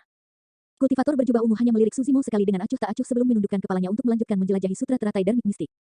Pandangan sekilas itu adalah peringatan yang jelas. Pria kekar berbulu di sampingnya mengangkat bahu. Suara biksu berjubah abu-abu di depannya tampaknya memiliki energi misterius yang dapat menghilangkan kebencian di hatinya, membuatnya tenang tanpa sadar. Misterius, pria kekar berbulu meraung dari kedalaman tenggorokannya. Biksu, kamu ingin ikut campur juga? Pria kekar berbulu itu memelototi Suzimo dengan ganas dan memelintir lehernya yang berotot dengan suara berderak. Suzimo bahkan tidak memandangnya. Tatapannya masih terkunci pada kultivator berjubah ungu saat dia tersenyum dan bertanya, pelindung, binatang roh peliharaanmu menyakiti orang lain dan membuat ulah di sini. Apakah Anda tidak akan mendisiplinkannya? Kultivator berjubah ungu terus membaca sutra di tangannya tanpa sadar bahkan tanpa melihat ke atas. Hahaha, pria kekar berbulu tertawa terbahak-bahak. Biksu Bao, kamu mencoba memprovokasi tuanku. Anda benar-benar tidak tahu apa yang baik untuk Anda. Ketika Suzimo melihat ketidakpedulian kultivator berjubah ungu itu, dia berhenti tersenyum dan berkata dengan tenang, pelindung, karena Anda memilih untuk tetap diam, saya minta maaf. Seketika, kuil tua itu menjadi sunyi. Seolah-olah udara sudah basi. Aku akan mendisiplinkannya untukmu. Saat kata pertama, aku akan, diucapkan, Suzimo sudah menghilang dari tempatnya. Pada kata kedua, disiplin, Suzimo telah tiba di depan pria kekar berbulu itu dan menginjak tanah dengan marah, menyebabkan dunia berguncang dengan ledakan. Bahkan Ming Zhen yang tidak terlibat langsung merasakan kakinya goyah dan bergetar sesaat tak terkendali, apalagi pria kekar berbulu yang berhadapan langsung dengannya. Lebih buruk lagi bagi rubah kecil yang tubuhnya rapuh dan lemah langsung terpental dari tanah. Ekspresi pria kekar berbulu itu berubah. Ini terlalu ganas. Sebelumnya, dia menghadapi seorang biksu yang tenang dan tersenyum. Dalam sekejap mata, itu seperti iblis kuno yang akan melahap orang lain. Aura yang luar biasa menyelimuti dirinya. Pria kekar berbulu itu merasa dadanya sesak dan tidak bisa bernapas. Meskipun biksu itu terlihat lebih pendek darinya, dia merasa seperti diinjak-injak oleh biksu itu dalam hal aura. Pada kata ketiga, itu, Suzimo mengulurkan telapak tangannya yang besar dan dagingnya mengembang, menyelimuti langit saat turun. Ada aura yang menakutkan seolah-olah semua makhluk hidup akan ditekan oleh telapak tangannya. Meskipun tidak ada energi roh, segel tangan itu adalah bentuk pertama dari segel penakluk iblis. Itu adalah counter bawaan untuk binatang iblis. Ah! Pria kekar berbulu itu meraung marah dan ki darah di tubuhnya bergemuruh. Memamerkan taringnya yang mengancam, dia menyilangkan lengan berototnya dan menopangnya ke atas untuk bertahan. Ledakan, terdengar suara memekakkan telinga. Aura di antara mereka berdua kacau. Saat mereka melakukan kontak, ekspresi pria kekar berbulu itu berubah dan dia merasakan sakit yang luar biasa di lengannya, seolah-olah akan patah. Meskipun Suzimo hanya menggunakan satu tangan, pria kekar berbulu itu merasakan kekuatan apokaliptik melonjak seperti hentakan gelombang pasang, itu tak terbendung. Untuk saat itu, Suzimo baru saja mengucapkan kata keempat. Inti dalam pria kekar berbulu itu beredar dengan liar dan ki iblisnya meledak. Semua tendon dan tulangnya berdering dan bulu serta dagingnya mengembang dengan cepat. Tubuhnya berubah dengan cepat saat dia mengungkapkan ekspresi mengancam. Tidak dapat menahannya, reaksi pria kekar berbulu itu sangat cepat dan dia segera mengungkapkan wujud aslinya. Meskipun binatang iblis bisa mengambil bentuk manusia setelah mereka membentuk inti, mereka hanya bisa melepaskan kekuatan mereka yang sebenarnya setelah kembali ke bentuk aslinya. Peningkatan kekuatan tempur setidaknya 30%. Itu adalah Tao Wu. Ming Zhen tidak bisa membantu tetapi berseru pelan karena terkejut ketika dia melihat wujud asli pria kekar berbulu itu. Tao Wu adalah salah satu binatang buas purba. Ada banyak jenis binatang iblis dan kekuatan mereka sebagian besar ditentukan oleh garis keturunan mereka. Di antara mereka, binatang buas berdarah murni adalah yang terkuat. Namun, bahkan di antara binatang buas berdarah murni, ada yang lebih kuat dan lebih lemah. Tao Wu adalah salah satu yang terkuat dan paling menakutkan dari binatang buas berdarah murni dengan kekuatan yang luar biasa. Di era purba, mereka memerintah secara dominan di daratan Tianhuang dan sangat kejam. Pada fase ini, bentuk sebenarnya dari Tao Wu setidaknya setinggi 100 kaki. Tapi sekarang, melawan telapak tangan Suzimo yang menyelimuti, tubuh Tao Wu tampak seperti ditekan oleh gunung raksasa dan tidak bisa tumbuh lebih dari 10 kaki. Akhirnya, Tao Wu panik. Ia menyadari bahwa perbedaan kekuatan antara keduanya terlalu besar. Bahkan dengan wujud aslinya, dia tidak bisa melawan biksu ini sebelum dia secara langsung. Anda, kata terakhir Suzimo diucapkan. Patah. Melawan penindasan kekuatan yang menakutkan, lengan Tao Wu dihancurkan oleh telapak tangan Suzimo. Telapak tangan Suzimo turun ke atas kepala Tao Wu dan menekannya dengan keras. Ledakan. Suzimo mendorong kepala Tao Wu dan mendorongnya ke tanah. Seketika, sebuah lubang besar menganga ke tanah dengan darah segar berceceran di mana-mana. Wajah Tao Wu kacau dengan daging dan darah. Aku akan mendisiplinkannya untukmu. Meskipun seluruh proses tampak lambat sejak Suzimo bergerak sampai kepala Tao Wu dimakamkan, pada kenyataannya, yang diperlukan hanyalah satu kalimat. Pada saat kata terakhir Suzimo diucapkan, Tao Wu sudah tidak sadarkan diri. 10 tahun dormansi, Suzimo telah memusatkan perhatian sepenuh hati pada agama Buddha dan kekerasannya telah berkurang secara signifikan sementara kondisi mentalnya menjadi jauh lebih tenang. Itulah alasan mengapa dia tidak menyerang secara langsung bahkan setelah menyaksikan Tao Wu menggertak rubah kecil dan melukai Ming Zhen. Namun, dia adalah Suzimo, memutuskan untuk membunuh. Karena dia akan menyerang, dia pasti tidak akan ragu. Dia menekan dengan kekuatan gemuruh yang tidak bisa dilawan. Dia adalah pedang yang tak tertandingi dengan keunggulan ekstrim. Saat dia terhunus, sebuah lubang akan menembus cakrawala. Eternal Secret King, Chapter 610. Bab 610, Kekuatan Teknik Visual. Dia belum mati. Suzimo mengerutkan kening ketika dia merasakan kehidupan dari dalam tubuh Tao Wu setelah menancapkan kepala yang terakhir ke tanah. Binatang buas ini benar-benar menakutkan. Terlepas dari kekuatannya yang luar biasa, bahkan tubuhnya pun sangat tangguh. Meskipun dampak di mana bahkan wajahnya berkerut, itu masih belum mati. Suzimo tetap diam dan mengerahkan kekuatan di jari-jarinya dengan niat untuk meremukkan kepala Tao Wu. Tiba-tiba, rasa bahaya terdengar di benak Suzimo. Dia merasakan aura yang sangat berbahaya. Suzimo berbalik secara naluriah. Tidak jauh dari sana, kultivator berjubah ungu telah mengangkat kepalanya dan menatapnya tajam. Ekspresi kultivator berjubah ungu itu dingin dan ada niat sedingin es di tatapannya. Kultivator berjubah ungu itu tidak bergerak sama sekali. Dengan satu tangan di belakang punggungnya, dia mengangkat sutra teratai darmik mistik dengan tangan lainnya dan sepertinya dia tidak bermaksud menyerang. Namun, Suzimo merasa menggigil di punggungnya. Murid kultivator berjubah ungu menyempit. Awalnya, penyempitan pupil seseorang adalah naluri alami. Tidak peduli rasnya, ketika seseorang gelisah, ketakutan, atau bermusuhan, pupil mata mereka akan menyempit. Namun, penyempitan normal akan menyebabkan pupil bulat menyusut hingga menjadi lubang seukuran jarum. Namun, pupil kultivator berjubah ungu tampak seperti bulan bulat yang dimakan, seluruh prosesnya menyerupai gerhana. Akhirnya, dua bulan sabit tercermin secara menyeramkan di mata kultivator berjubah ungu. Saat dia melihat murid-murid itu, ekspresi Ming Zhen berubah drastis. Dua kata terlintas di benak Suzimo, mata gerhana. Eclipse Eye adalah salah satu teknik visual paling terkenal di dunia kultivasi dan memiliki akar yang ditelusuri kembali ke era purba. Meskipun teknik visual ini sangat kuat, proses kultivasinya juga sangat berbahaya. Sepanjang sejarah, hanya sedikit yang langka, kurang dari 1 dari 10.000 orang, yang berhasil mengolahnya dengan sukses, sebagian besar lainnya mengolah diri menjadi kebutaan. Sekarang, bahkan jika ada pembudidaya yang secara tidak sengaja menemukan teknik kultivasi mata gerhana, mereka juga tidak akan berani mengolahnya. Untuk berpikir bahwa pembudidaya berjubah ungu ini akan mengolah teknik visual itu. Awalnya, hanya sedikit orang yang bisa mengembangkan teknik visual. Bahkan ada lebih sedikit yang bisa mengolah Eclipse Eye. Tidak hanya mereka harus menjadi paragon yang tiada taranya, mereka bahkan harus memiliki kepercayaan diri yang sangat besar pada diri mereka sendiri. Ketika dia memperhatikan perubahan pada murid kultivator berjubah ungu, Suzimo menyadari bahwa ini jelas bukan orang lemah di daratan Tianhuang. Dua berkas cahaya dingin menembus mata kultivator berjubah ungu itu. Saat berikutnya, murid-muridnya kembali normal. Namun, kedua berkas cahaya itu tiba di hadapan Suzimo dengan cepat dan diam-diam, seperti dua pedang bulan sabit yang sangat tajam. Untuk Ming Zhen dan rubah kecil, sepertinya kekosongan antara Suzimo dan kultivator berjubah ungu adalah kain sutra yang diiris oleh dua berkas cahaya dingin. Suhu seluruh halaman turun drastis. Hati-hati. Ming Zhen hanya punya cukup waktu untuk berseru. Tiba-tiba, terjadi perubahan. Sebuah pancaran cahaya menyilaukan muncul di halaman menakutkan yang diselimuti oleh langit malam. Seolah-olah matahari yang terik telah turun ke sini dengan sinar yang menyilaukan. Mata pencerahan. Mata kanan Suzimo seputih batu giok tanpa kotoran. Cahaya yang dilepaskan dari mata kanannya menyinari kuil tua itu seperti siang hari. Tiba-tiba, kolom cahaya yang menyala meledak dari mata kanan Suzimo dan bertabrakan dengan keras melawan dua berkas cahaya dingin yang masuk. Meskipun dua energi yang sangat berbeda bertabrakan, itu sunyi. Energi roh di antara keduanya menguap ke udara tipis sepenuhnya. Di mata Ming Zhen dan rubah kecil, seolah-olah kekosongan antara Suzimo dan kultivator berjubah ungu telah terdistorsi dan runtuh. Kekuatan yang dirilis oleh dua teknik visual tingkat atas menyebabkan penglihatan semua orang sangat terpengaruh. Gedebuk, gedebuk, gedebuk. Suzimo terhuyung mundur 3 langkah dan cahaya di mata kanannya menghilang. Akhirnya, dia kalah dalam pertarungan teknik visual ini. Meski begitu, dia tidak terluka. Ketika gelombang dingin menembus mata kanannya, itu segera disebarkan oleh batu penerangan. Suzimo agak tenang, namun, pembudidaya berjubah ungu itu terkejut. Dia tidak tahu teknik visual apa yang dikembangkan biksu ini sehingga bisa melawan mata gerhananya. Dia telah mengolah Eclipse Eye selama lebih dari 100 tahun. Namun, berapa umur biksu berjubah abu-abu ini sebelum dia? Dia terlihat lebih muda dari 40 tahun. Bahkan jika orang ini telah mengembangkan teknik visual ketika dia berada di dalam rahim ibunya, paling lama hanya kurang dari 50 tahun. Namun, dengan teknik visual berusia 40 tahun, pihak lain hanya terhuyung mundur 3 langkah setelah bertabrakan langsung dengan mata gerhana yang telah dia kembangkan selama lebih dari 100 tahun. Ada sesuatu yang bahkan lebih aneh. Dia tidak bisa merasakan energi roh apapun di dalam tubuh biksu berjubah abu-abu itu. Apa latar belakang biksu berjubah abu-abu itu? Kilatan di mata kultivator berjubah ungu itu meningkat dengan kegembiraan yang menyerupai cara pemangsa memperhatikan mangsanya. Dalam sekejap, kultivator berjubah ungu itu sudah tiba sebelum Suzimo. Itu terlalu cepat. Ledakan kecepatannya telah melampaui batas kemampuan visual Suzimo. Seberapa kuat? Tanpa waktu untuk berpikir, Suzimo menarik napas dalam-dalam dan melantunkan bahasa Sanskerta. Om, kekosongan bergetar dan suaranya bergema ke seluruh dunia. Sosok kultivator berjubah ungu berhenti sejenak saat telinganya berkedut dan mendekat ke arah wajahnya dengan menyeramkan. Itu setara dengan mematikan dunia luar. Dia telah menurunkan dampak mantra daming ke level terendah. Setelah menyadari itu, Suzimo menyipitkan mata dengan ekspresi muram. Kultivator berjubah ungu ini jauh lebih menakutkan dari yang dia bayangkan. Meskipun itu hanya tindakan sederhana, Suzimo tahu dengan jelas di dalam hatinya bahwa sangat sulit untuk melakukannya. Itu adalah tanda bahwa dia telah menguasai sepenuhnya setiap serat otot di tubuhnya. Guyuran, garis keturunan kultivator berjubah ungu melonjak dengan suara tsunami. Darah tsunami. Kultivator berjubah ungu ini juga telah berkultivasi ke alam darah tsunami. Pada saat itu, Suzimo malah menjadi tenang. Ketika dia melihat bahwa kultivator berjubah ungu dapat menutup telinganya sesuka hati, dia sudah menduga bahwa pria ini mungkin telah berkultivasi ke alam darah tsunami.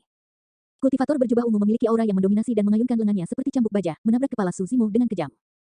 Embusan angin jahat melolong, aura tragis menyelimuti udara. Guyuran, tubuh Suzimo bergema dengan suara tsunami yang sama. Di mata Mingzhen dan rubah kecil, pertarungan antara keduanya seperti tabrakan antara dua lautan di mana masing-masing mengancam untuk melahap yang lain.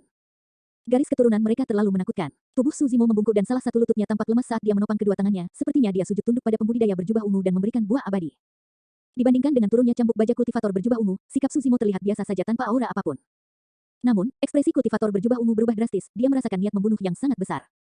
Bang, lengan kanannya bertabrakan dengan telapak tangan Suzimo. Tabrakan daging mereka tidak menimbulkan gelombang kejut. Sebaliknya, itu kusam dan padat. Sebelum ini, setiap kultivator yang bertemu dengan serangan ini akan terluka parah dengan tulang dan tendon patah bahkan jika mereka tidak mati. Tapi sekarang, tidak hanya pembudidaya berjubah ungu yang gagal menekan Suzimo dengan bantingan itu, dia bahkan merasakan lengannya ditolak dengan lubang besar yang terlihat di area dadanya. Eternal Secret King, Chapter 611. Bab 611, Teratai Hijau Pembersih Dunia. Bagi sebagian besar pembudidaya, itu adalah pembukaan yang hampir seketika yang sulit untuk mereka manfaatkan. Namun, lawan kultivator berjubah ungu itu adalah Suzimo. Dengan gerakan membunuh dari Mystic Classic of the 12 Demon Kings of the Great Wilderness, dia melemparkan lengan kultivator berjubah ungu itu. Gerakan Suzimo tidak berhenti sama sekali dan yang awalnya membungkuk di atas tubuhnya tiba-tiba terbuka lebar. Mereti, tendonnya bergerak dan tulangnya bergetar. Ledakan, kakinya menginjak tanah dengan keras, menyebabkan bumi berguncang. Dengan kekuatan tolakan, Suzimo mengulurkan tangan dengan sepasang lengan yang jelas dengan otot yang diikat bersama dengan kilau logam. Jari-jarinya terbuka dan dia meraih bahu kultivator berjubah ungu. Pada saat yang sama, Suzimo menekuk lutut dan mendorongnya. Seluruh tubuhnya seperti kuda dewa yang berlari kencang dengan momentum ganas. Setelah persembahan buah kerasang Win, dia memanfaatkan kekuatan pantulan tubuhnya serta fleksibilitas tendonnya untuk melepaskan langkah bajak langit dan menggeser momentum ke sisinya untuk menindaklanjuti dengan pemotongan kuda ilahi. Seluruh proses itu cair seperti air tanpa kelesuan. Seketika, aura yang sangat tragis dilepaskan dengan tuduhan itu. Bahkan jika seekor binatang buas berdarah murni menghalangi jalannya, Suzimo akan mampu menghancurkannya menjadi berkeping-keping. Pemotongan kuda ilahi adalah sikap paling brutal dari mistik klasik dari 12 Raja Iblis dari alam liar besar. Selain domba jantan itu, lengan Suzimo juga melakukan gerakan membunuh lainnya. Jika dia berhasil mengunci bahu kultivator berjubah ungu, mereka akan segera ditipu. Awalnya, pembudidaya berjubah ungu memiliki keuntungan. Namun, setelah persembahan buah kerasang Win Suzimo dipertahankan, dia mengungkapkan celah yang menyebabkan keadaan berubah. Ekspresi kultivator berjubah ungu sedikit berubah saat melihat Suzimo menyerang. Dia mencengkeram tinjunya dan sendi jari tengahnya sedikit menonjol saat dia mendorong ke arah telapak tangan Suzimo. Pada saat yang sama, pembudidaya berjubah ungu itu bersandar dan mengangkat kakinya untuk bertahan melawan lutut Suzimo. Piak, piak, tinju dan telapak tangan mereka bertemu dan mereka bergidik. Bang, segera setelah itu, lutut Suzimo membentur kaki kultivator berjubah ungu dengan kejam. Kultivator berjubah ungu jatuh ke belakang dengan momentum dengan gerakan ringan seolah-olah dia melayang, meluncur perlahan ke belakang. Ketangguhan Divine Steed Dismemberment diimbangi oleh kelembutan kultivator berjubah ungu. Sampai titik kultivasinya ini, Suzimo telah terlibat dalam pertempuran yang tak terhitung jumlahnya. Namun, dia belum pernah bertemu orang yang bisa menandinginya dalam pertarungan jarak dekat. Kultivator berjubah ungu di hadapannya adalah yang pertama. Kultivator berjubah ungu melayang di udara dan setelah jeda sebentar, dia menerjang ke depan sekali lagi dengan niat membunuh di matanya. Ledakan, kultivator berjubah ungu melemparkan pukulan. Ledakan keras bergema di udara. Rambut hitam kultivator berjubah ungu terurai dan matanya bersinar terang, seolah-olah dia akan menyatu dengan lingkungan. Pukulan itu memiliki kekuatan alam semesta dan tak terkalahkan. Guyuran, Suzimo tidak menghindari atau mundur dan membiarkan garis keturunannya bergemuruh di dalam tubuhnya, momentumnya telah mencapai puncaknya. Pertempuran jarak dekat adalah yang paling berbahaya. Satu kesalahan bisa menyebabkan kematian di tempat. Bahkan terhadap pukulan kultivator berjubah ungu yang tampaknya tak terkalahkan itu, Suzimo tidak memilih untuk mundur dan keganasan di matanya bersinar dengan niat bertarung yang melonjak. Suzimo mulai dengan raungan dan melangkah maju melawan tekanan yang luar biasa. Saat dia mengayunkan lengannya, pembuluh darah hijau di atasnya berdenyut dan tinjunya membesar 2 kali ukurannya. Tinjunya seperti segel hijau hitam raksasa yang turun dari langit. Kedua tatapan mereka tegas dan tak tergoyahkan. Ledakan. Tinju mereka bertabrakan satu sama lain. Seluruh kekosongan menjadi diam. Ming Zhen dan rubah kecil mendengar suara menggelegar di telinga mereka. Kedua pria itu mengalami patah tulang di tangan mereka. Kedua belah pihak menderita kerugian. Kultivator berjubah ungu menyipitkan matanya dengan api amarah yang membara di dalamnya. Selama bertahun-tahun, tidak pernah ada kultivator lain dari alam yang sama yang bisa melukainya. Dia tidak menyangka dirinya akan terluka di kuil tua yang bobrok dan sederhana ini. Suzimo tanpa ekspresi. Dia tidak menyangka akan menekan pembudidaya berjubah ungu dengan pukulan itu sejak awal. Setelah pukulan itu, telapak tangan Suzimo menjadi lunak seolah tidak memiliki kekuatan dan mendarat di lengan kultivator berjubah ungu seperti lidah banteng yang fleksibel. Kultivator berjubah ungu itu terkejut dan merasakan kulit kepalanya menusuk. Ledakan. Tanpa berpikir 2 kali, energi roh di dalam tubuhnya melonjak dan menyatu ke lengannya. Telapak tangan Suzimo melingkar, gemetar dan tersentak. Sing. Jubah kultivator berjubah ungu robek seluruhnya, berubah menjadi potongan kain yang melayang di udara. Keduanya ditolak langsung setelah kontak. Meskipun lengan kultivator berjubah ungu baik-baik saja, lengannya sedikit bergetar seolah-olah telah mengalami benturan yang sangat besar. Untungnya, dia bereaksi cukup cepat dan menyalurkan energi darah dan rohnya. Kalau tidak, lengannya kemungkinan besar akan patah dengan serangan itu. Anda adalah pacaran, kematian. Ekspresi kultivator berjubah ungu menjadi gelap seketika saat dia menatap Suzimo, berkata perlahan. Seluruh auranya tiba-tiba berubah dan gelombang kejut energi yang bergetar mengelilinginya. Itu adalah fenomena inti emas. Meskipun Suzimo tidak memiliki energi roh, dia sangat tajam terhadap kekuatan fenomena. Jelas bahwa pembudidaya berjubah ungu tidak lagi ingin membuang waktu dengan Suzimo setelah menderita sedikit kerugian, dia siap menggunakan fenomena inti emasnya untuk membunuh yang terakhir. Suzimo memasang ekspresi tenang. Jika pembudidaya berjubah ungu melepaskan fenomena inti emasnya, itu berarti tidak ada cara untuk kembali dan mereka berdua akan bertarung sampai mati. Pada saat itu, dia tidak memerlukan reservasi apapun dan akan mengedarkan inti batinnya untuk bertarung dengan wujud iblisnya. Kekuatan tempur Suzimo akan meningkat dalam wujud iblisnya. Namun, meski begitu, dia tidak yakin bahwa dia akan mampu menekan kultivator berjubah ungu ini. Fenomena inti emas orang ini sangat menakutkan dan bisa melampaui imajinasinya. Adik laki-laki, jangan khawatir. Aku akan membantumu. Saat itu, Ming Zhen menerjang medan kekuatan besar di antara mereka berdua dan tiba di samping Suzimo. Matanya jernih dan fluktuasi energi yang menakutkan menyelimutinya juga. Ming Zhen tahu tentang dantian Suzimo dan tahu bahwa yang terakhir tidak dapat memunculkan fenomena inti emas karena dia tidak memiliki energi roh. Karena itu, dia bergegas, berniat membantu Suzimo bertahan melawan fenomena inti emas dari kultivator berjubah ungu. Tatapan kultivator berjubah ungu bersinar terang saat dia memusatkan perhatiannya pada Ming Zhen. Suzimo juga melirik sedikit ke samping. Kuncup bunga giok murni muncul di belakang Ming Zhen, murni, tanpa cacat dan dihiasi embun. Kuncup bunga bergoyang lembut dengan cahaya misterius yang menghilangkan kegelapan seolah-olah itu bisa membersihkan setiap kejahatan di dunia ini. Kuncup bunga hijau akan mekar kapan saja. Teratai hijau pembersih dunia. Teratai hijau pembersih dunia yang legendaris dan hilang sebenarnya berada di dasar lembah pemakaman naga dan sekarang datang dari biksu kecil yang sederhana ini. Sebelum teratai hijau pembersih dunia hilang, peringkatnya relatif tinggi di peringkat fenomena. Teratai hijau kuno bergoyang dengan cahaya terang dan dapat membersihkan semua dosa di dunia. Ini adalah fenomena peringkat 10 besar. Pada kenyataannya, baik dalam hal ranah kultivasi, penguasaan seni roh dan keterampilan atau kekuatan rahasia, Ming Zhen tidak lemah. Nyatanya, dia jauh lebih kuat dari sebagian besar paragon yang pernah dilihat Suzimo sebelumnya. Namun, kekurangan Ming Zhen adalah pengalaman melawan musuh yang kuat dalam pertarungan maut. Dia menghabiskan hari-harinya berkultivasi di dasar lembah yang terisolasi dari dunia luar dan tidak memiliki kesempatan untuk bertarung dengan orang lain, apalagi mengalami ambang kematian. Kekuatan tempur yang biasa disebut pada kenyataannya bukanlah kekuatan sebenarnya dari kultivator, tetapi jumlah kekuatan yang bisa mereka hasilkan. Jika seseorang hanya bisa melepaskan 30% dari kekuatan aslinya, kekuatan tempurnya juga hanya akan menjadi 30%. Kenyataannya, kekuatan Ming Zhen sudah cukup untuk menekan Tao Wu. Namun, dialah yang terluka dalam pertarungan melawan Tao Wu. Inilah alasan di baliknya. Eternal Secret King, Chapter 612. Bab 612, Diin. Amitabha. Pintu aula besar didorong terbuka disertai dengan proklamasi Buddhis saat seorang biksu tua dengan alis panjang yang jatuh dari kedua sisi wajahnya berjalan keluar. Dia memiliki mata kabur dan berkata dengan lembut, Ming Zhen, ini adalah tamu dari jauh. Hapus fenomena Anda. Ming Zhen mengangguk. Keganasan di mata Suzimo juga memudar. Karena biksu tua itu telah menunjukkan dirinya, keduanya tidak akan bertengkar lagi. Biksu tua itu mengalihkan pandangannya ke arah kultivator berjubah ungu. Pelindung, meskipun Anda adalah tamu kami, Anda harus tertib. Anda bebas menelusuri sutra-sutra di sini. Namun, jika Anda bersikeras untuk bertarung, saya harus mengundang Anda untuk pergi. Implikasi hukumannya berat. Dengan kata lain, dia memperingatkan pembudidaya berjubah ungu untuk bersikap baik. Mengingat senioritas biksu tua itu, tentu saja tidak mungkin dia akan menyentuh kultivator berjubah ungu itu. Namun, jika pembudidaya berjubah ungu itu berlebihan, biksu tua itu tidak akan ragu untuk menyuruhnya pergi juga.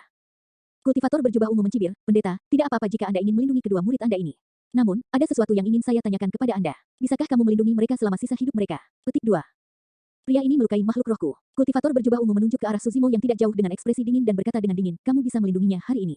Namun, saya menyarankan Anda untuk menahannya di lembah. Dia sebaiknya menghabiskan seluruh hidupnya bersembunyi di dasar lembah pemakaman naga ini. Jika aku bertemu dengannya di luar, aku akan menyuruhnya menyerahkan kepalanya. Fakta bahwa kultivator berjubah ungu membuat pernyataan ini di hadapan biksu tua adalah bukti kepercayaan dirinya. Biksu tua itu tetap diam. Ming Zhen tidak dapat menahannya dan membantah, binatang rohmu adalah yang pertama memprovokasi kami dan ingin mengambil rubah kecil itu. Bagaimana Anda bisa merasa benar sendiri ketika Anda yang salah? Bukankah kamu tidak masuk akal? Kamu ingin berbicara tentang alasan. Kultivator berjubah ungu mencibir sekali lagi, biksu kecil, sikap naifmu pasti menarik. Ini adalah dunia tempat yang terkuat bertahan hidup. Jika Anda tidak cukup kuat, Anda layak dibunuh. Itu alasan paling sederhana yang pernah ada. Meskipun Ming Zhen tidak dapat memahami kata-kata tersebut, Su Zimo dapat memahaminya. Tegasnya, itu memang kekejaman dunia kultivasi. Mengingat keadaan Ming Zhen saat ini, bahkan dengan kemampuannya, dia tidak akan bisa bertahan lama setelah meninggalkan lembah pemakaman naga. Oh, benar. Seolah-olah dia tiba-tiba teringat sesuatu, kultivator berjubah ungu itu menatap Su Zimo dan tersenyum tipis. Medan perang kuno perantara akan terbuka dalam waktu 10 tahun. Jangan pernah ke sana, atau kau akan mati di dalam. Ekspresi Su Zimo acuh tak acuh. Dia sama sekali tidak peduli dengan ancaman kultivator berjubah ungu. Pada saat ini, dia tidak percaya diri untuk menekan pembudidaya berjubah ungu bahkan jika dia dalam wujud iblisnya. Namun, Su Zimo sangat yakin bahwa dia akan menjadi lebih menakutkan lagi 10 tahun kemudian. Dia akan tidak aktif selama 20 tahun saat itu. Dia yakin bahwa tidak ada yang bisa menghentikannya saat dia melangkah keluar dari dasar lembah pemakaman naga. Bahkan pembudidaya berjubah ungu di depannya ini tidak bisa menghentikannya. Karena kemunculan biksu tua itu, meski masih ada permusuhan antara kultivator berjubah ungu dan Su Zimo, tidak ada lagi bentrokan. Kultivator berjubah ungu membawa banyak ramuan bersamanya. Dalam beberapa hari, dia menyelamatkan Tao Wu yang hidupnya tergantung pada seutas benang. Setelah Tao Wu bangun, caranya memandang Su Zimo berubah, ada sedikit penghindaran dan ketakutan di matanya. Untuk bulan berikutnya, kultivator berjubah ungu tidak pergi. Dia hanya menelusuri sutra teratai darmik mistik siang dan malam. Setelah sebulan, dia bangkit dan membawa Tao Wu bersamanya untuk meninggalkan kuil tua. Pada saat yang sama, biksu tua itu mendekati Su Zimo. Dia langsung ke intinya. Apakah kamu berniat memasuki medan perang kuno 10 tahun kemudian? Ya, Su Zimo mengangguk dan tidak berbohong. Mengingat wilayah kultivasinya, dan dalam keadaan di mana dia ingin membawa kakak laki-lakinya, Su Hong, bersamanya untuk meninggalkan wilayah utara, itu adalah solusi terbaik. Biksu tua melanjutkan, baiklah, saya akan bergerak secara pribadi untuk membuka tempat teleportasi ke medan perang kuno 10 tahun kemudian untuk mengirim Anda dan Ming Zhen masuk. Dibutuhkan kekuatan gabungan dari 5 Void Reversions untuk membuka tempat teleportasi ke medan perang kuno dasar. Ruang temporal di medan perang kuno perantara jauh lebih stabil. Untuk membuka titik koneksi, kekuatan yang dibutuhkan akan lebih besar dan seseorang setidaknya harus memiliki karakteristik Dharma. Kakak senior Ming Zhen, Su Zimo mengerutkan kening dan ragu untuk berbicara. Meskipun Ming Zhen tidak lemah, dia memiliki terlalu sedikit pengalaman dalam teknik bertarung. Medan perang kuno dipenuhi dengan pertumpahan darah dan pembantaian dan bahkan lebih kejam dari dunia kultivasi. Ada kemungkinan besar bahwa Ming Zhen akan mati jika dia memasuki medan perang kuno. Biksu tua itu tahu tentang kekhawatiran Su Zimo. Oleh karena itu, aku ingin kamu membantunya. Masih ada 10 tahun lagi. Cobalah dan pikirkan cara untuk membantunya berkembang secepat mungkin. Tiba-tiba, Su Zimo teringat bagaimana Dai Yue melemparkannya ke pegunungan Changlang dan tidak bisa menahan senyum. Itu mudah. Su Zimo berkata, kami akan melemparkannya ke kedalaman istana dan bertarung sampai batasnya dengan tentara dunia lain dengan dalih bahwa dia tidak boleh menggunakan fenomena inti emasnya. Pertumbuhan sejati hanya akan dicapai melalui pengalaman hidup dan mati. Mereka berdua mengobrol lebih lama dan biksu tua itu menginstruksikan, jika Anda bertemu dengan kultivator berjubah ungu di medan perang kuno, Anda harus berhati-hati dan berusaha sebaik mungkin untuk menghindarinya. Su Zimo mengerutkan kening dan mau tidak mau bertanya, siapa dia sebenarnya? Dia adalah teladan nomor 1 dari Chaos Essence Sect dan tidak terkalahkan di dunia yang sama. Biksu tua itu berkata, dikatakan bahwa dia sudah tak terkalahkan melalui alam inti emas ketika dia berusia 30-an. Jika semuanya berjalan lancar, dia pasti akan menjadi murid tituler begitu dia mencapai ranah Void Reversion. Siapa namanya? Su Zimo bertanya lagi, Diin. Biksu tua itu menjawab, Su Zimo mengangkat alisnya. Itu adalah nama aneh yang sepertinya pernah dia dengar sebelumnya. Setelah merenung sejenak, mata Su Zimo berkilat saat dia mengucapkan kata demi kata, makhluk sempurna nomor 1 di daratan Tianhuang yang mengolah lautan kekacauan, Diin. Itu benar, biksu tua itu mengangguk. 100 tahun yang lalu, pemuda itu mengandalkan Chaos Ocean untuk mengalahkan semua musuhnya di medan perang kuno dan tiba di puncak peringkat fenomena. Itu tidak mengherankan. Su Zimo menghela napas lega. Itulah alasan mengapa orang ini bisa melawannya sedemikian rupa dalam pertempuran jarak dekat. Itu karena dia adalah makhluk sempurna nomor 1 di daratan Tianhuang yang telah berhasil mengembangkan fenomena inti emas dari warisan kaisar manusia, lautan kekacauan. Anehnya, Su Zimo bertanya lagi, karena dia sudah berada di puncak peringkat fenomena, mengapa dia masih akan memasuki medan perang kuno 10 tahun kemudian? Perhitungan kasar akan menempatkan usia Diin sekitar 130 tahun. Biksu tua itu menjelaskan, melawan 500 tahun masa hidup Golden Cores, dia dianggap muda dalam usia ratusan tahun. Selama umurnya memungkinkan dan waktunya tepat, dia bisa memasuki medan perang kuno. Lagi pula, ada terlalu banyak harta dan peluang di dalamnya yang semuanya telah diwariskan dari zaman kuno. Setelah merenung sejenak, Su Zimo bertanya lagi, dia sudah menjadi peringkat pertama dari Phenomenon ranking 100 tahun yang lalu. Mengapa dia masih memilih untuk tetap berada di ranah Golden Core? Itulah aspek menakutkan dari pemuda ini. Biksu tua itu berkata, tidak ada banyak terobosan terus-menerus. Jika seseorang dapat menghentikan langkah mereka pada titik waktu tertentu untuk mengkonsolidasikan masa lalu mereka, mereka akan dapat benar-benar memperkuat fondasi mereka dan mencapai alam keharmonisan yang sebenarnya dengan menjadi satu dengan alam semesta. Dia sudah menjadi makhluk sempurna nomor 1 di daratan Tianhuang 100 tahun yang lalu. Saya yakin tidak ada yang akan menjadi tandingannya 100 tahun kemudian. Jika Anda bertemu dengannya sekali lagi, Anda harus sangat berhati-hati. Eternal Secret King, Chapter 613. Bab 613, Sakit Hati. Bagian bawah lembah pemakaman naga diisolasi dari dunia luar. Hari demi hari, kuil tua duduk diam, jauh dan bobrok, sepertinya tidak ada yang berbeda dari sebelumnya. Satu-satunya perbedaan adalah sekarang ada biksu muda lain dengan ciri-ciri halus. Ada juga rubah kecil yang unik. Setiap pagi, biksu muda itu menatap matahari terbit. Saat senja, dia akan menatap matahari terbenam. Itu sama setiap hari tanpa jeda di antaranya. Mata biksu muda itu menjadi semakin cerah. Tentu saja, hampir sepanjang hari, biksu muda itu akan memilih untuk menelusuri sutra dan memahami Zen dan Dao di kamar sutra.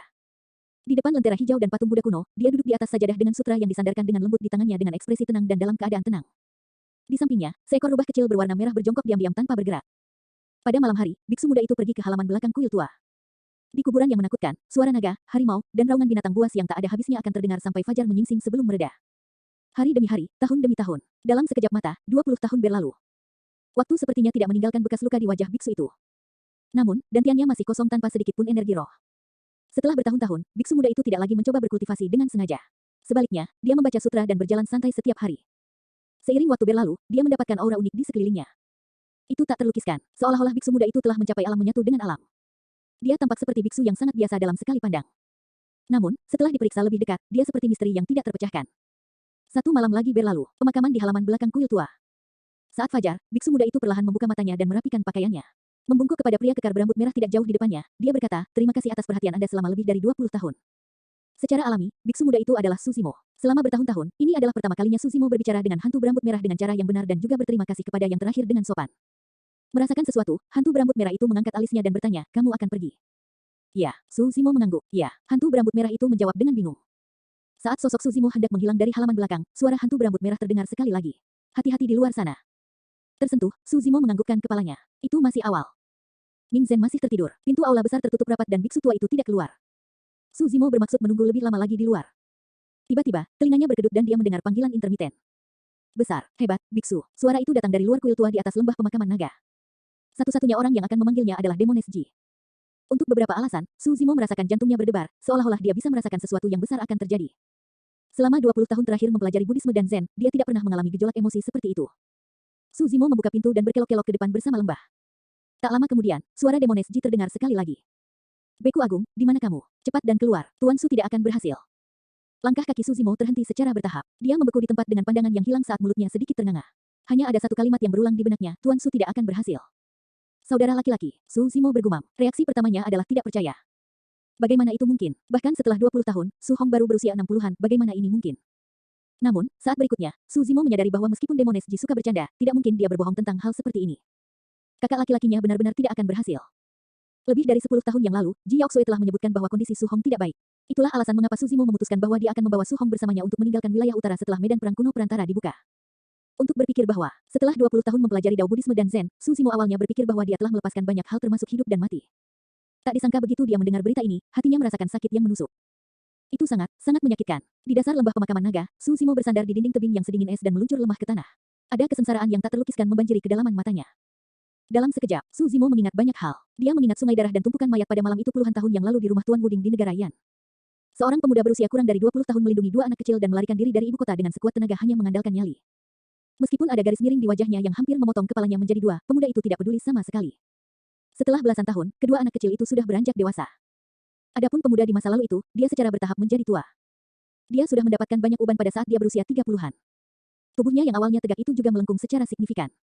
Dengan pundaknya yang kokoh, pemuda itu memikul beban segalanya dan melindungi kedua anak kecil itu, membiarkan mereka menikmati kehidupan yang damai dan indah.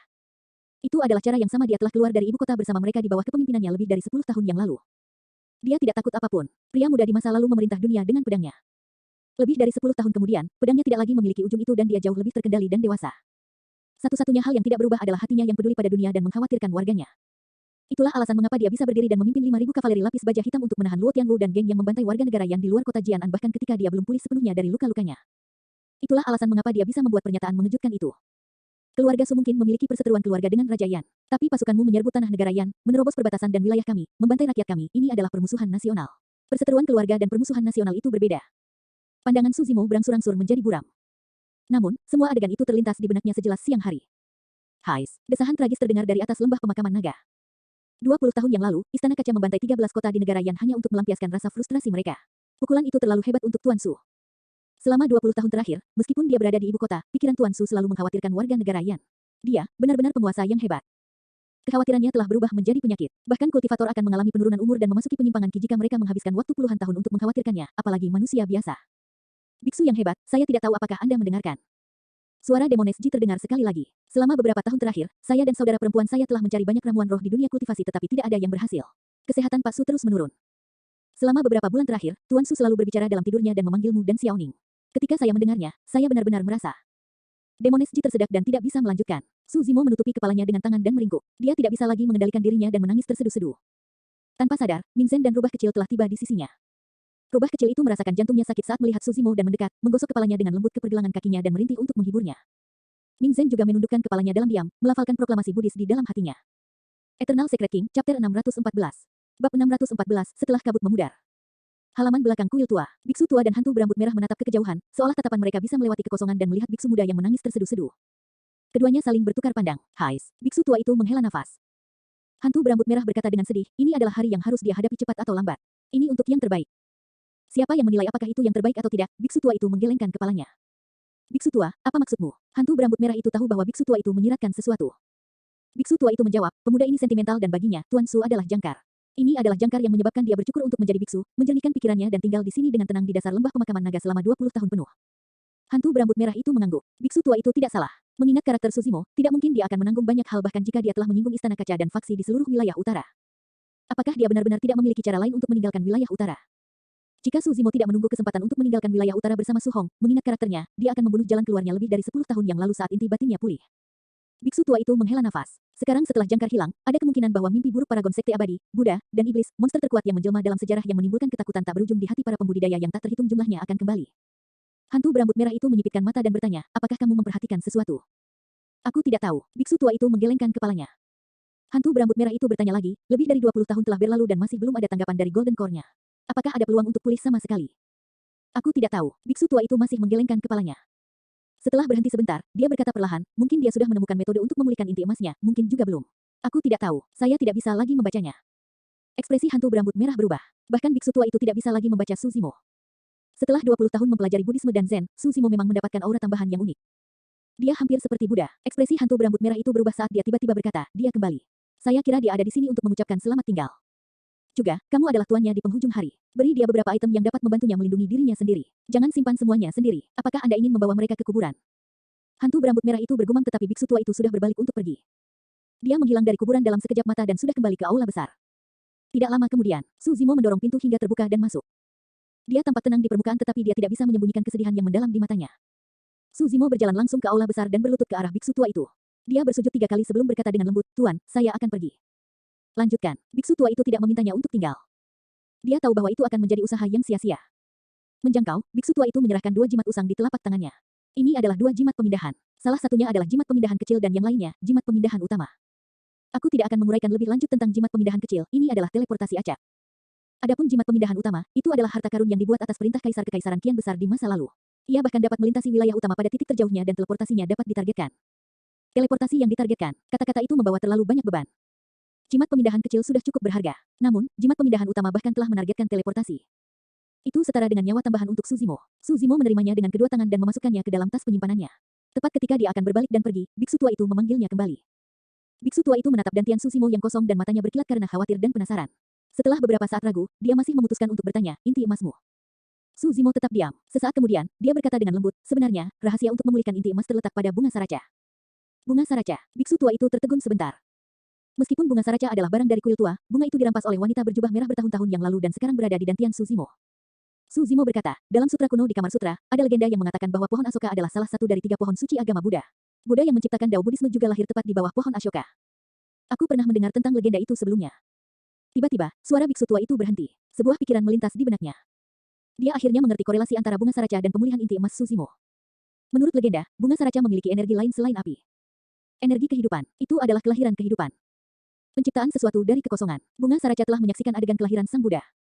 Dantian Su Zimo hancur dan inti emasnya hancur. Namun, kekuatan inti emasnya tidak hilang, itu hanya diserap oleh bunga saraca di kedalaman dantiannya.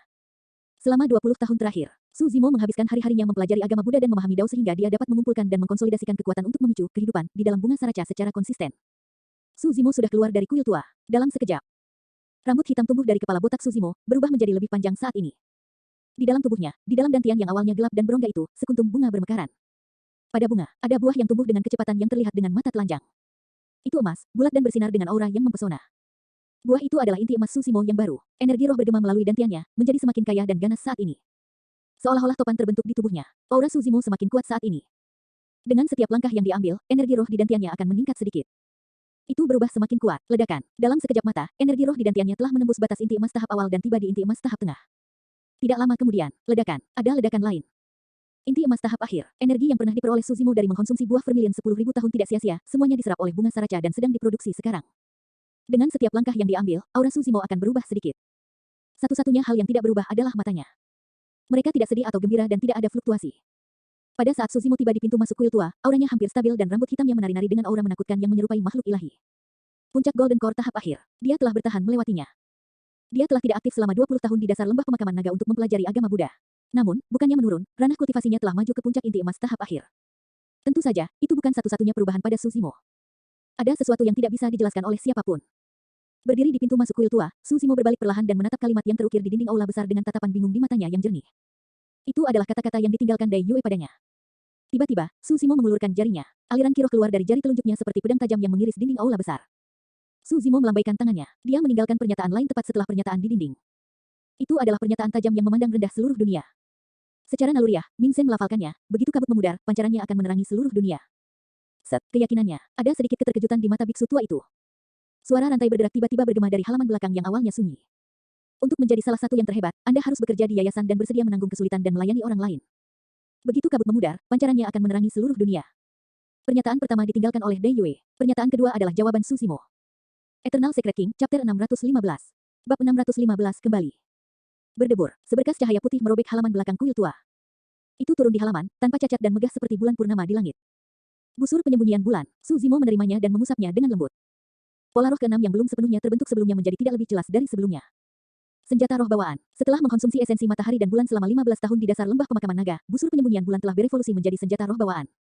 Suzimo menyimpan Moon Concealment Bow di tas penyimpanannya dengan ekspresi tenang. Pedang masuk, sebuah suara terdengar di benak Suzimo. Sebelum pernyataan itu selesai, suara benturan logam menggema dari halaman belakang dan menggema ke seluruh dunia. Itu berdengung dan memancarkan aura pembunuh yang menyebabkan suhu seluruh kuil tua turun. Blood Quencher telah muncul, seberkas darah melonjak ke langit dan melayang di udara, bersinar dengan pancaran 6 pola roh. Hal yang paling memperdaya adalah pola roh ke-6 berwarna darah. Pola roh bawaan telah mewarnai cahaya merah di sekitar Blood Quencher. Pedang itu mengeluarkan bau darah yang kuat yang bergetar. Seperti yang diharapkan oleh hantu berambut merah, Blood Quencher memang mengalami transformasi yang mengejutkan setelah dimakamkan di pemakaman dan direndam dalam darah para ahli tak tertandingi dari 10.000 tahun yang lalu. Selain ketajaman bawaan dari senjata roh bawaan, keganasan Blood Quencher sangat deras. Pancaran darah dan bau busuk yang dikeluarkan dari bilahnya bahkan dapat memengaruhi mental para pembudidaya. Karena alam kultivasi rubah kecil tidak memadai, dia merasa menggigil di punggungnya hanya dengan melihatnya, seolah-olah neraka mengerikan yang tergeletak dengan mayat dan berlumuran darah telah muncul di hadapannya. Menggigil, dia menutup matanya dengan tergesa-gesa. Ekspresi Ming Xin sedikit berubah saat dia melantunkan proklamasi Buddhis dengan lembut untuk menenangkan diri. Oh, tiba-tiba, Blood Quencher melesat ke arah Suzimo dengan aura pembunuh dengan kecepatan yang sangat cepat, itu bergetar dengan cara yang dingin di udara. Lebih dari 10 tahun yang lalu, hantu berambut merah itu mengatakannya. Setelah Blood Quencher berevolusi menjadi senjata roh bawaan, itu pasti akan menjadi sangat ganas. Sebagian besar senjata ganas membunuh tuannya sendiri. Semakin kuat sesuatu, semakin sulit untuk menaklukkannya. Suzimo tidak bergerak sama sekali dengan tangan di belakang. Tatapannya dalam saat dia melihat Blood Quencher yang melesat ke arahnya dengan ekspresi tenang. Seolah-olah dia tidak punya niat untuk menyerang. Untuk beberapa alasan yang tidak diketahui, Blood Quencher semakin lambat semakin mendekati Suzimo, seolah-olah jatuh ke rawa. Mata Ming Zhen dan rubah kecil melebar. Bilahnya kurang dari 1 inci dari glabelas Suzimo. Ketajamannya sepertinya telah menyentuh kulit Suzimo. Namun, Suzimo tidak bergerak, tidak ada emosi sama sekali di matanya. Tiba-tiba, Ming Zhen merasakan ketakutan yang mendalam ketika dia melihat mata yang dalam dan tanpa emosi itu. Setelah terbengkalai di dasar lembah pemakaman naga selama 20 tahun, Suzimo seperti gunung berapi yang tidak aktif.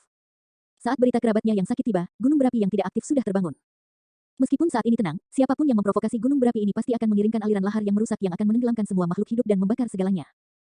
Ming Zhen berseru pelan, Blood Quencher bergetar. Seolah-olah benda ganas itu juga merasakan sesuatu. Itu merasa takut, secara alami, dia haus darah dan suka membunuh. Jika itu bisa membunuh tuannya dan melahap darahnya, itu bisa menjadi lebih kuat.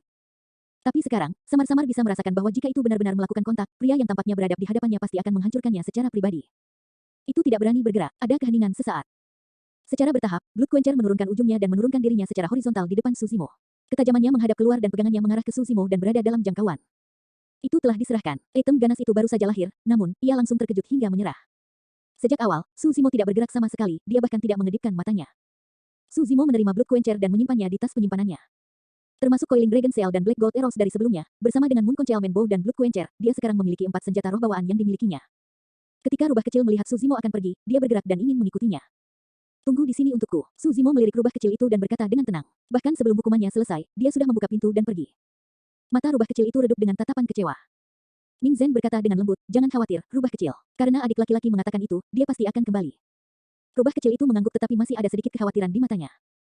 Koma. Di aula besar, biksu tua itu menatap kalimat di dinding untuk waktu yang lama dalam diam. Ini langka, benar-benar langka. Beberapa saat kemudian, dia akhirnya menghela napas dalam-dalam dan meratap. Pertama-tama, wanita berjubah merah itu adalah eksistensi yang bisa memandang rendah seluruh daratan Tianhuang. Sangat logis bahwa dia akan meninggalkan kata-kata yang begitu berani dan berani. Apa yang lebih jarang dari itu adalah bahwa meskipun pemuda itu hanya berada di ranah Golden Core, kalimat lanjutannya tidak lebih lemah dalam hal keberanian. Hantu berambut merah juga memuji, begitu kabut memudar, pancarannya akan menerangi seluruh dunia. Kata-katanya benar-benar dapat melahap gunung dan sungai dan memandang rendah seluruh dunia. Jika kuilmu yang rusak ini masih ada bertahun-tahun kemudian, kata-kata itu pasti akan menjadi legenda. Biksu tua itu mengangguk dengan sedikit kesedihan. Kami berdua beruntung menjadi saksi dari ini. Tiba-tiba, hantu berambut merah itu tertawa kecil. Ini bagus. Medan perang kuno akan segera dibuka. Keturunan dari sekte Chaos Essence yang dikenal tak terkalahkan di seluruh dunia Golden Core lebih dari 10 tahun yang lalu akan bertemu pertandingan. Sulit untuk mengatakannya. Biksu tua itu menggelengkan kepalanya. Apakah menurutmu Diin meninggalkan tempat ini tanpa mendapatkan apa-apa? Selain itu, dia sudah menjadi peringkat pertama dari fenomenon ranking 100 tahun yang lalu. Tidak ada yang tahu berapa banyak dia telah tumbuh sejak saat itu. Lautan kekacauan kaisar manusia tidak bisa diremehkan. Dia adalah orang yang menakutkan. Biksu tua itu menilai Diin sangat tinggi. Hantu berambut merah berkata, tidak peduli apa, keduanya lahir di era yang sama dan pasti akan menjadi musuh bebuyutan. Satu-satunya jalan keluar lain adalah mati atau tunduk. Itu untuk masa depan. Kita masih harus menunggu medan perang kuno terbuka, kata biksu tua itu. Setelah beberapa saat, hantu berambut merah itu tiba-tiba tertawa terbahak-bahak. Anak laki-laki itu tidak aktif di dasar lembah pemakaman naga selama 20 tahun.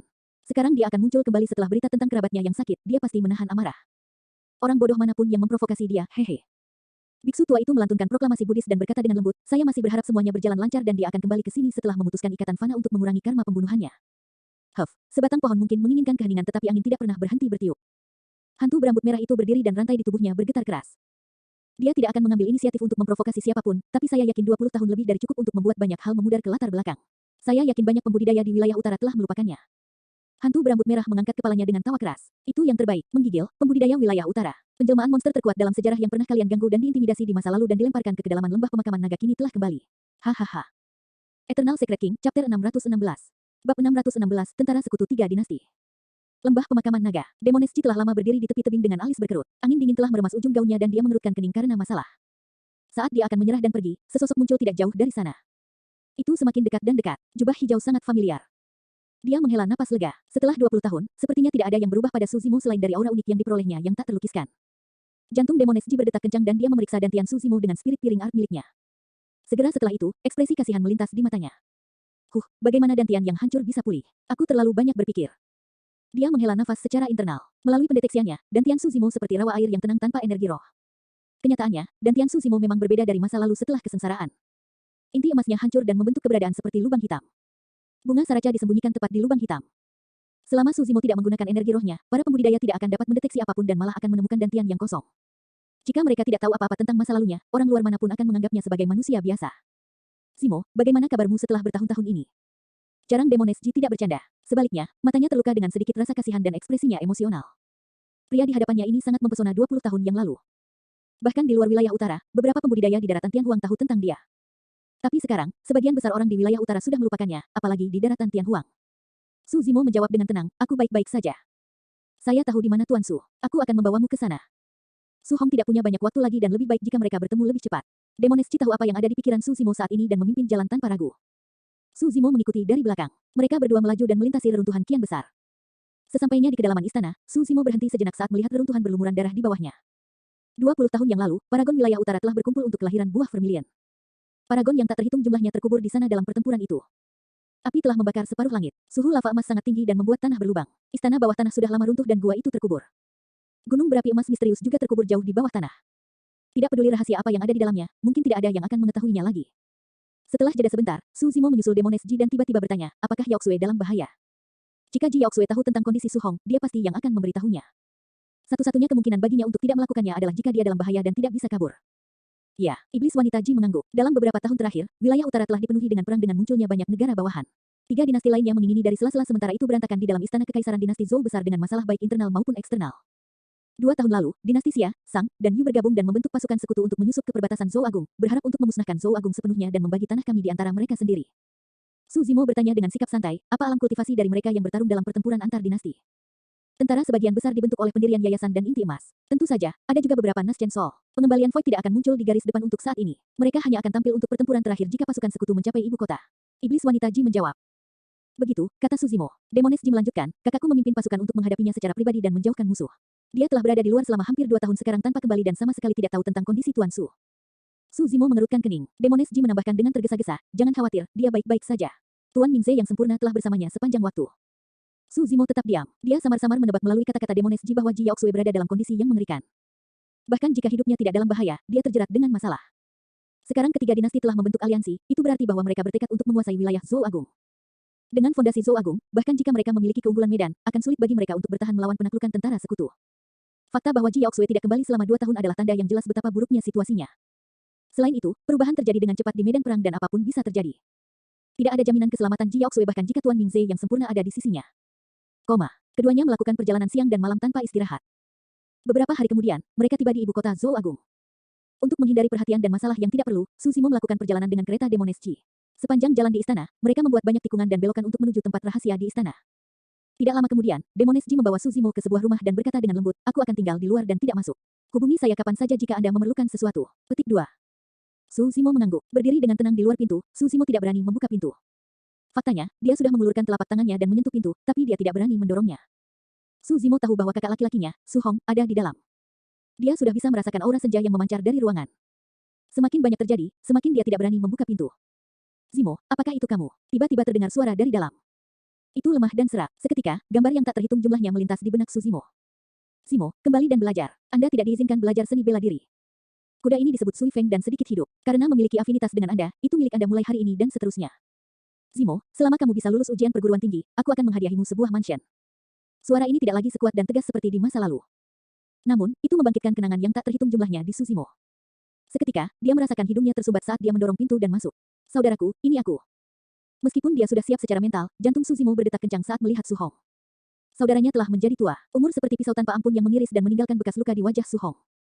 Jika dia tidak melihatnya sendiri, akan sulit bagi Suzimo untuk membayangkan orang tua yang lemah ini di hadapannya memegang tombak besi untuk memimpin pasukan lapis baja berat melalui medan perang dan mendominasi dunia.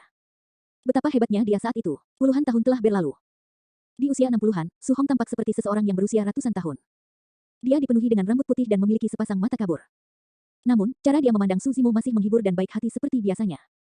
Suzimo melangkah cepat ke depan dan berlutut di depan Su Hong, memegang pergelangan tangan Su Hong dengan lembut. Tangan Suzimo gemetar. Dia jelas bisa merasakan kehidupan Su Hong berkurang sedikit demi sedikit dari tubuhnya, organnya sudah mulai memburuk. Di akhir masa hidupnya, Su Hong tidak punya banyak waktu lagi dan bahkan para dewa tidak akan bisa menyelamatkannya saat ini. Saya terlambat. Suzimo menundukkan kepalanya dan berkata dengan nada bergetar. Tidak terlambat, tidak. Su Hong menepuk telapak tangan Suzimo dengan lembut dan menghiburnya. Aku tidak menyesal sekarang karena aku bisa melihatmu baik-baik saja sebelum aku meninggal.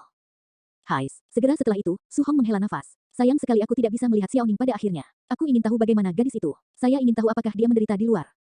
Kamu tahu bahwa dia memiliki kepribadian yang lemah. Apa yang akan dia lakukan jika dia diintimidasi tanpa kita? Eternal Secret King, Chapter 617. Bab 617, saya Suzimo. Suzimo berkata, Xiaoning bergabung dengan sekte besar untuk menyempurnakan ramuan yang dapat meningkatkan umur seseorang. Dia tidak akan menderita. Dia bahkan mengatakan bahwa kamu akan menjadi orang pertama yang mengambil ramuan itu begitu dia berhasil menyempurnakannya. Gadis itu, Su Hong tersenyum. Hati Suzimo mengepal saat melihat senyum Su Hong. Masih ada sedikit lebih dari sebulan sebelum pembukaan medan perang kuno. Dia tahu betul bahwa mengingat kondisi saudaranya saat ini, tidak mungkin dia bisa bertahan sampai saat itu. Ini berarti Su Hong tidak akan pernah bisa bertemu Xiaoning lagi. Sesaat kemudian, Su Hong menepuk punggung telapak tangan Suzimo dan berkata dengan lembut, kirim aku kembali. Suzimo mengerti apa yang dimaksud Su Hong dengan kembali. Kemungkinan besar itu adalah sesuatu yang dipikirkan Su Hong tanpa henti selama 20 tahun terakhir. Seekor rubah mati di lubangnya dan sehelai daun mendarat di akarnya. Lebih dari kerinduan, Su Hong merasakan rasa bersalah yang mendalam terhadap sebidang tanah dan penghuninya. Dia harus kembali. Baiklah, Suzimo mengangguk dan menggendong Su Hong sebelum berjalan ke pintu masuk. Demones Ji sedang menunggu tidak jauh dan dia bergegas, bertanya dengan lembut, kemana tujuanmu? Suzimo menjawab, ayo kita tinggalkan ibu kota dulu. Ada banyak orang di ibu kota Zhou Agung dan akan mudah baginya untuk ketahuan membawa Su Hong bersamanya. Jika ada yang menemukan keberadaan Su Hong di ibu kota Zhou Agung, dinasti Zhou Agung akan dimusnahkan bahkan sebelum tentara sekutu dari 3 dinasti menyerang. Suzimo mendukung Su Hong ke gerbong Demones Ji. Gerbong itu dihiasi dengan permata dan batu giok dengan anggun dan bersinar dengan cahaya roh yang terang. Itu naik perlahan ke udara dan menuju keluar dari ibu kota. Perjalanan di dalam ibu kota sebagian besar lancar ketika orang melihat bahwa itu adalah kereta sang putri. Tak lama kemudian, mereka bertiga sudah meninggalkan ibu kota. Suzimo memeriksa sekelilingnya dan setelah melihat tidak ada orang di sekitarnya, dia berkata, terima kasih atas bantuanmu, Demones Ji. Aku akan membawa adikku pergi dari sini. Kamu bisa kembali. Aku tidak punya apa-apa. Saya akan mengirim kalian kemanapun Anda ingin pergi, kata Demones Ji buru-buru. Saat Suzimo hendak menolak, dia mengerutkan kening dan telinganya berkedut. Seseorang mendekat, ekspresi Suzimo menjadi dingin. Orang itu mengejar mereka dengan kecepatan yang sangat cepat, jelas bahwa penyusup itu tidak ramah. Segera, suara pakaian yang berkibar bisa terdengar di udara. 10 sosok turun dan mengepung gerbong Demones Ji. Pemimpinnya adalah pria botak yang mengenakan baju besi. Matanya setajam mata burung nasar. Ini adalah komandan penjaga Hering Merah dinasti Zhou Agung, Hering Botak. 9 lainnya mengenakan jubah merah dengan lencana sekte di pinggang mereka. Mereka memiliki aura yang kuat dan tidak terlihat ramah. Kesembilan dari mereka adalah inti emas dari sekte api sejati. Demones Ji mendorong lengan Su Zimo dan menggelengkan kepalanya, memberi isyarat agar dia tenang dan tidak gegabah. Jika dia terungkap, dia pasti akan menarik pengejaran tanpa akhir. Seluruh wilayah utara akan terguncang. Su Zimo tanpa ekspresi dan tidak bergerak. Melalui tirai, Demones Ji bertanya dengan suara yang dalam, Hering Gundul, apakah kamu tidak tahu siapa aku? Keberanianmu untuk mencoba menghentikan keretaku. Hehe, Hering Botak terkekeh. Kemana tujuanmu, putri kecil? Itu bukan urusanmu, Nya. Suara Demones Ji dipenuhi amarah saat dia berteriak. Hering Botak menelusuri kembali senyumnya dan berkata dengan muram, putri kecil, aku yakin kamu mencoba menyampaikan pesan kepada kakakmu setelah mendengar kabar, kan? Apa yang kamu bicarakan? Demones Ji mengerutkan kening, dia tidak mengerti apa yang dimaksud Hering Botak dengan itu. Saat mendengar itu, Su Zimo sudah menyadari bahwa Ji Yaoxue berada dalam kondisi yang lebih buruk dari yang dia bayangkan. Fakta bahwa penjaga ibu kota berani menghalangi kereta putri Zhou Agung adalah tanda yang jelas tentang betapa berantakannya keadaan di dinasti Zhou Agung. Selain itu, jelas bahwa Hering Botak menyiratkan sesuatu dari kata-katanya. Hering Botak mencibir, putri kecil, kamu tidak perlu bertingkah bodoh di depanku. Bahkan jika kamu tidak tahu apa-apa, tolong kembali ke ibu kota. Niat membunuh Demones Ji meningkat. Dia bukan jiwa yang baik. Alter egonya adalah Pure Maiden dari Sekte Iblis. Saat itu, Demones Ji tiba-tiba merasakan penglihatannya kabur, Su Zimo sudah meninggalkan kereta. Hering Botak, apa kau ingat aku? Suara acuh tak acuh terdengar di luar gerbong. Hering Botak menatap kultivator berjubah hijau dan sejenak tertegun. Segera setelah itu, matanya membelalak dan pupilnya menyempit saat dia berteriak, itu kamu. Bagaimana kamu tidak mati? Hering Botak bingung saat melihat Su Zimo. Nama seorang pria tumbuh seperti bayangan pohon. Su Zimo terkenal di seluruh wilayah utara setelah pertempuran di reruntuhan kian besar itu. Tidak apa-apa jika dia mati begitu saja. Namun, tidak ada inti emas dari wilayah utara yang dapat menenangkan diri saat melihat Su Zimo hidup di hadapan mereka. Siapa orang itu? Para pembudidaya sekte api sejati di samping menggunakan spirit piring art mereka dan memperhatikan bahwa dantian pembudidaya berjubah hijau itu kosong. Setelah menyadari bahwa dia hanyalah manusia biasa, mata mereka dipenuhi dengan penghinaan. Haha, dia adalah saya Su Zimo. Ada keheningan sesaat. Para pembudidaya sekte api sejati saling bertukar pandang dan tertawa terbahak-bahak. Semua orang tahu bahwa Su Zimo meninggal di dasar lembah pemakaman naga. Anda mengatakan bahwa Anda adalah Su Zimo. Hahaha, menarik. Dia mencoba menyamar sebagai orang mati. Semua orang dari True Fire Sect tertawa. Namun, Hering Botak ingin menangis saat tubuhnya menjadi kaku sementara keringat dingin bercucuran. Dia telah memperhatikan sesuatu. Saat pembudidaya berjubah hijau menyatakan bahwa dia adalah Su Zimo, itu berarti mereka semua akan mati. Apakah itu lucu? Untuk seorang kultivator dari Sekte Api Sejati, sebelum tawanya berhenti, penglihatannya kabur dan suara dingin terdengar di telinganya. Sangat cepat, itu adalah pikiran terakhir yang terlintas di benak orang itu. Saat berikutnya, tepat di depan semua orang, Su Zimo mengulurkan tangan dan menepuk tenggorokan orang itu dengan lembut dengan jarinya. Retakan, retakan, retakan. Tenggorokannya tersentak dan Golden Core mati di tempat. Berani, Beastri Stark, beraninya kamu. Inti emas lain dari Sekte Api Sejati sangat marah dan berteriak. Dentang, dentang. 8 inti emas memanggil pedang terbang mereka satu demi satu. Pedang itu bergetar dan bersinar dengan cahaya roh yang terang. 8 dari mereka dengan cepat membentuk pengepungan dengan Su Zimo di tengah, memanggil pedang terbang mereka dengan satu tangan sambil menyulap segel tangan dengan tangan lainnya untuk melepaskan seni roh Sekte Api Sejati. Serangan melonjak seketika. Ekspresi Su Zimo tidak berubah saat dia membuka mulutnya. Dia melantunkan dalam bahasa Sanskerta. Itu adalah yang pertama dari 6 kata dami mantra. Seketika, itu bergema tanpa henti seperti guntur. Kekosongan itu dipenuhi dengan kekuatan yang menggetarkan. Pedang terbang yang ditujukan untuk Su Zimo membeku di udara. Seni roh dari 8 makhluk sempurna dari Sekte Api Sejati menghilang di udara bahkan sebelum mereka bisa terbentuk. Kedelapan dari mereka berdiri kaku di tempat dengan bola mata menonjol yang merah. Hering Botak dapat melihatnya dengan jelas. Darah sudah mengalir dari telinga, mata, hidung, dan mulut 8 orang itu. Mereka berdarah dari semua lubang. Su Zimo berbicara sekali lagi. Bahasa Sanskerta kedua telah tiba. Bang, bang, bang, bang. Tepat di depan Hering Botak, tubuh 8 makhluk sempurna dari Sekte Api Sejati meledak menjadi kabut darah tanpa ada mayat yang tersisa. Demones Ji hendak keluar dari gerbong ketika dia melihat itu. 8 inti emas meledak sampai mati hanya karena keterkejutan 2 suku kata dari Su Zimo. Tiba-tiba, Demones Ji menyadari. Setelah 20 tahun, alih-alih berkurang, kekuatan tempur Su Zimo telah tumbuh ke tingkat yang menakutkan bahkan dia tidak bisa membaca lagi. Eternal Secret King, Chapter 618. Bab 618, saya akan mendirikan Dao. Berbalik, Su Zimo memandang Hering Botak yang tidak jauh dari sana dan berkata dengan acuh tak acuh, ayo, beritahu kami semua yang kamu tahu. Aku tidak tahu apa yang kamu bicarakan, rekan Taois. Hering Botak terkekeh datar, mati jika kamu menolak untuk berbicara. Su Zimo mendekat selangkah demi selangkah menuju Hering Botak di udara. Meskipun dia tidak cepat atau lambat, ada tekanan luar biasa yang melonjak ke depan secara instan. Itu benar-benar penindasan. Nyatanya, Hering Botak merasa seperti tersedak.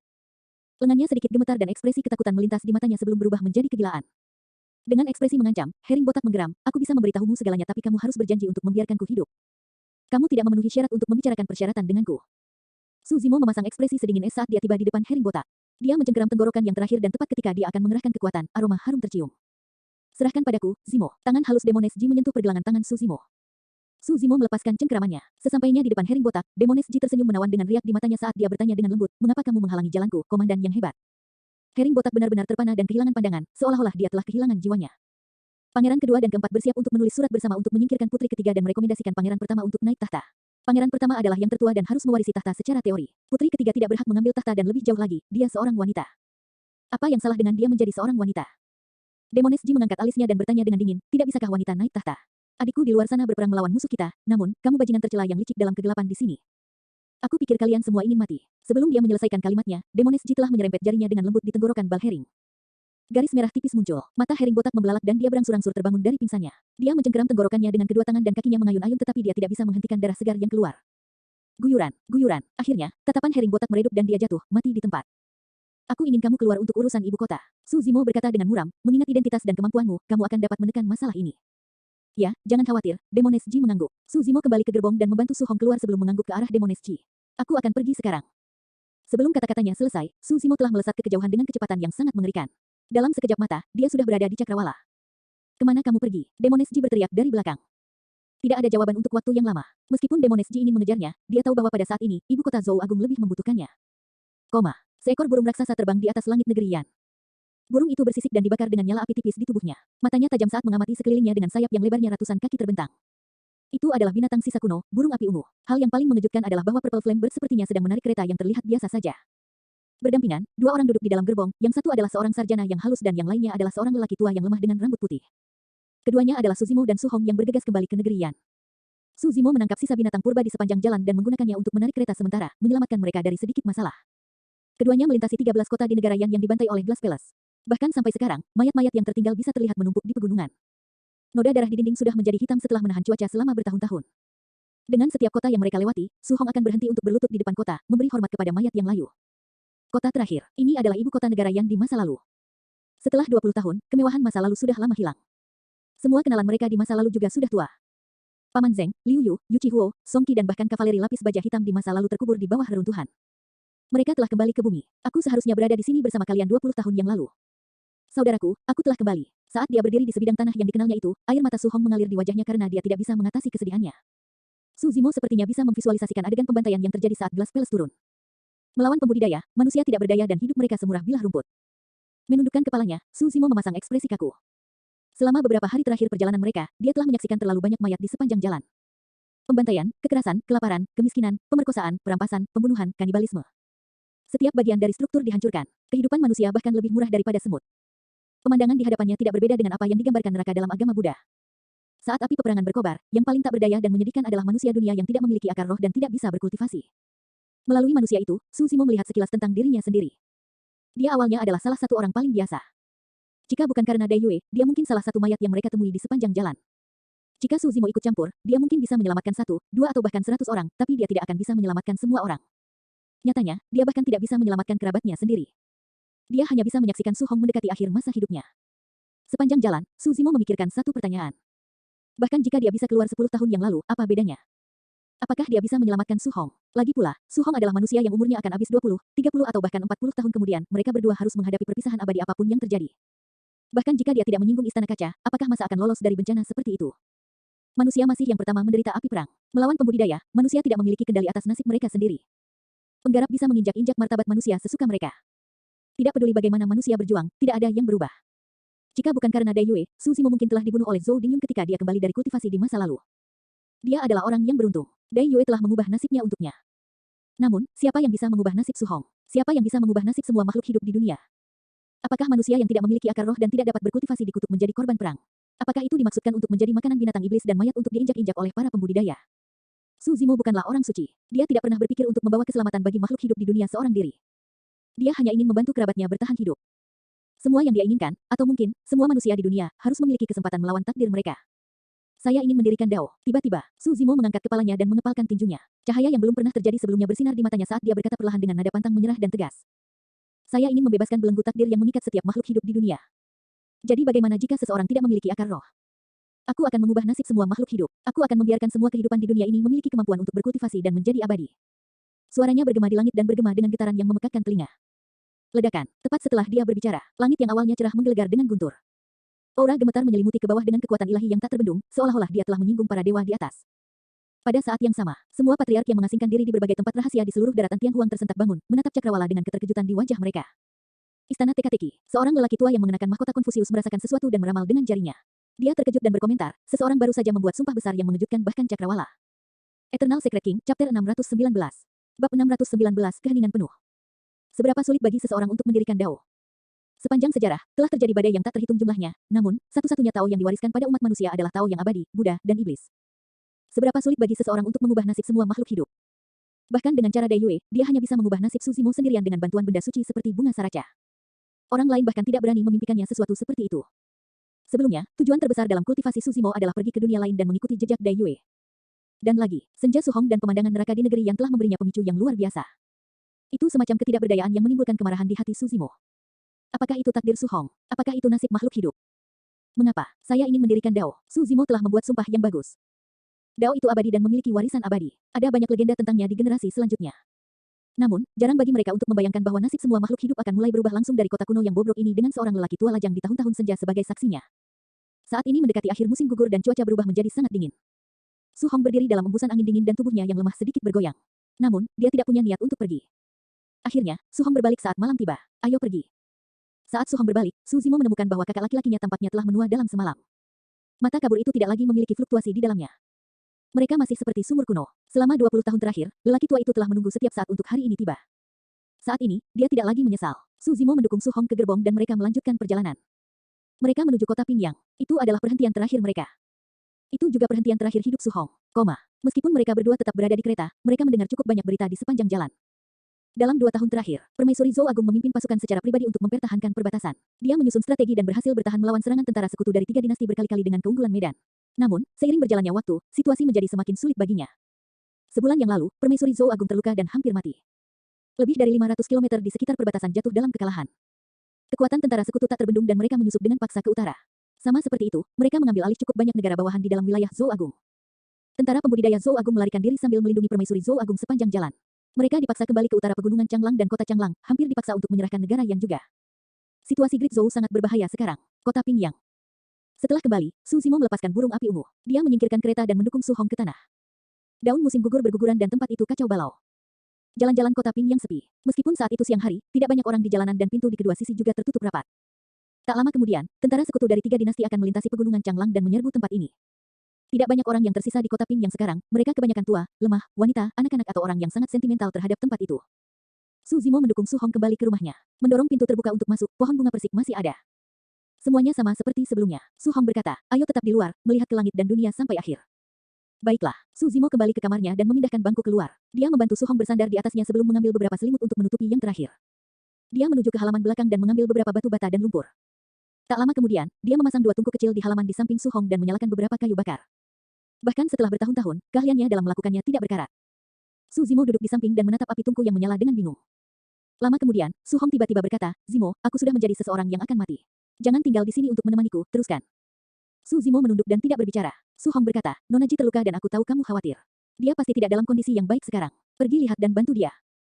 Dia akan baik-baik saja. Su Zimo menjawab, sebagai permaisuri, berita pasti akan menyebar sejak lama jika terjadi sesuatu padanya. Su Hong menggelengkan kepalanya dan mendesah dalam hati. Dia tahu bahwa terlepas dari ucapan Su Zimo, yang terakhir tidak bisa menyembunyikan kekhawatiran jauh di matanya. Saudaraku, jangan khawatir. Kami tidak perlu khawatir tentang hal-hal seperti itu. Su Zimo mencubit ujung selimut Su Hong dan berkata dengan lembut. Su Hong mengangguk dengan kelopak mata yang berat. Perjalanan dari ibu kota Zhou besar ke kota Ping yang panjang dan bahkan seseorang yang bugar pun akan merasa lelah, apalagi seorang lelaki tua di ujung jalan. Tanpa sadar, Su Hong tertidur. Su Zimo duduk di halaman dan menatap selatan pegunungan Changlang. Dia memiliki tatapan dingin dan ekspresi dingin, tetap diam. Larut malam, Su Hong sudah tertidur lelap. Akhirnya, Su Zimo bangkit perlahan dan melesat ke arah pegunungan Changlang. Di bawah selubung malam, pegunungan Changlang tampak sangat menyeramkan dan menyeramkan. Bayangan pohon bergoyang dan raungan binatang buas menyebabkan gunung dan bumi berguncang. Dari waktu ke waktu, burung-burung ganas akan meluncur di udara. Tiba-tiba, sosok berjubah hijau tiba di langit di atas pegunungan Changlang. Di bawah sinar bulan yang dingin, Ki Setan menyelimuti orang itu dan menyulap serangkaian setan kuno yang mengancam satu demi satu. Su Zimo berdiri di udara dengan sosoknya yang perkasa. Rambut hitamnya menari-nari dan matanya merah, menyerupai Raja Iblis yang tiada taranya. Segera, semua binatang iblis di pegunungan Changlang melihat sosok itu. Mengaum, Su Zimo membuka mulutnya dan meraung memekakkan telinga ke lembah di bawahnya. Cuaca berubah. Dari Su Zimo, semua binatang iblis merasakan aura gentar. Itu adalah ketakutan yang berasal dari dalam garis keturunan mereka. Seorang raja baru lahir di pegunungan Changlang. Semua makhluk roh dan sebagian besar roh iblis berlutut di tanah dalam kesunyian yang mematikan. Namun, masih ada beberapa binatang iblis yang melotot mengancam dengan aura jahat. Melolong, penguasa pegunungan Changlang, serigala alfa abu-abu, mengangkat kepalanya ke langit dan melolong. Serigala bangkit satu demi satu dan menanggapi dengan baik. Lolongan mereka menyebar ke seluruh tempat. Su Zimo terbang di udara tanpa suara dan tiba di depan Alpha. Menjangkau, dia menekan kepala Alpha dengan telapak tangannya yang besar. Sang Alpha membuka mulutnya yang berisi darah dan mengunyah pergelangan tangan Su Zimo dengan kejam. Daging di lengan Su Zimo mengembang dan otot-ototnya berdenyut. Seluruh lengannya sepertinya terbuat dari baja. Alpha tidak hanya gagal menggigit sepenuhnya, dia hampir mematahkan taringnya sendiri. Bang! Satu putaran. Alpha dibunuh oleh Su Zimo dalam satu putaran dan tubuhnya terbelah menjadi beberapa bagian. Pada saat yang sama, Golden Core Realm Silver Moon Lion menerjang dari belakang. Dengan selubung cahaya bulan, tubuh Silver Moon Lion hampir tak terlihat. Seolah-olah dia memiliki mata di belakang punggungnya, Su Zimo melontarkan pukulan ke belakang tanpa menoleh ke belakang. Ledakan. Singa bulan perak dibunuh oleh Su Zimo dengan pukulan juga. Darah segar berceceran. Dua sisa binatang purba bahkan tidak bisa menahan satu pukulan pun dari Su Zimo. Mengaum. Berlumuran darah, Su Zimo melihat ke bawah ke seluruh lembah dan melolong sekali lagi. Tidak ada binatang iblis lain yang berani mengeluarkan suara. Keheningan total menyelimuti pegunungan dan rawa-rawa. Eternal Secret King, Chapter 620. Bab 620, Perpisahan dengan anggur hangat di malam bersalju.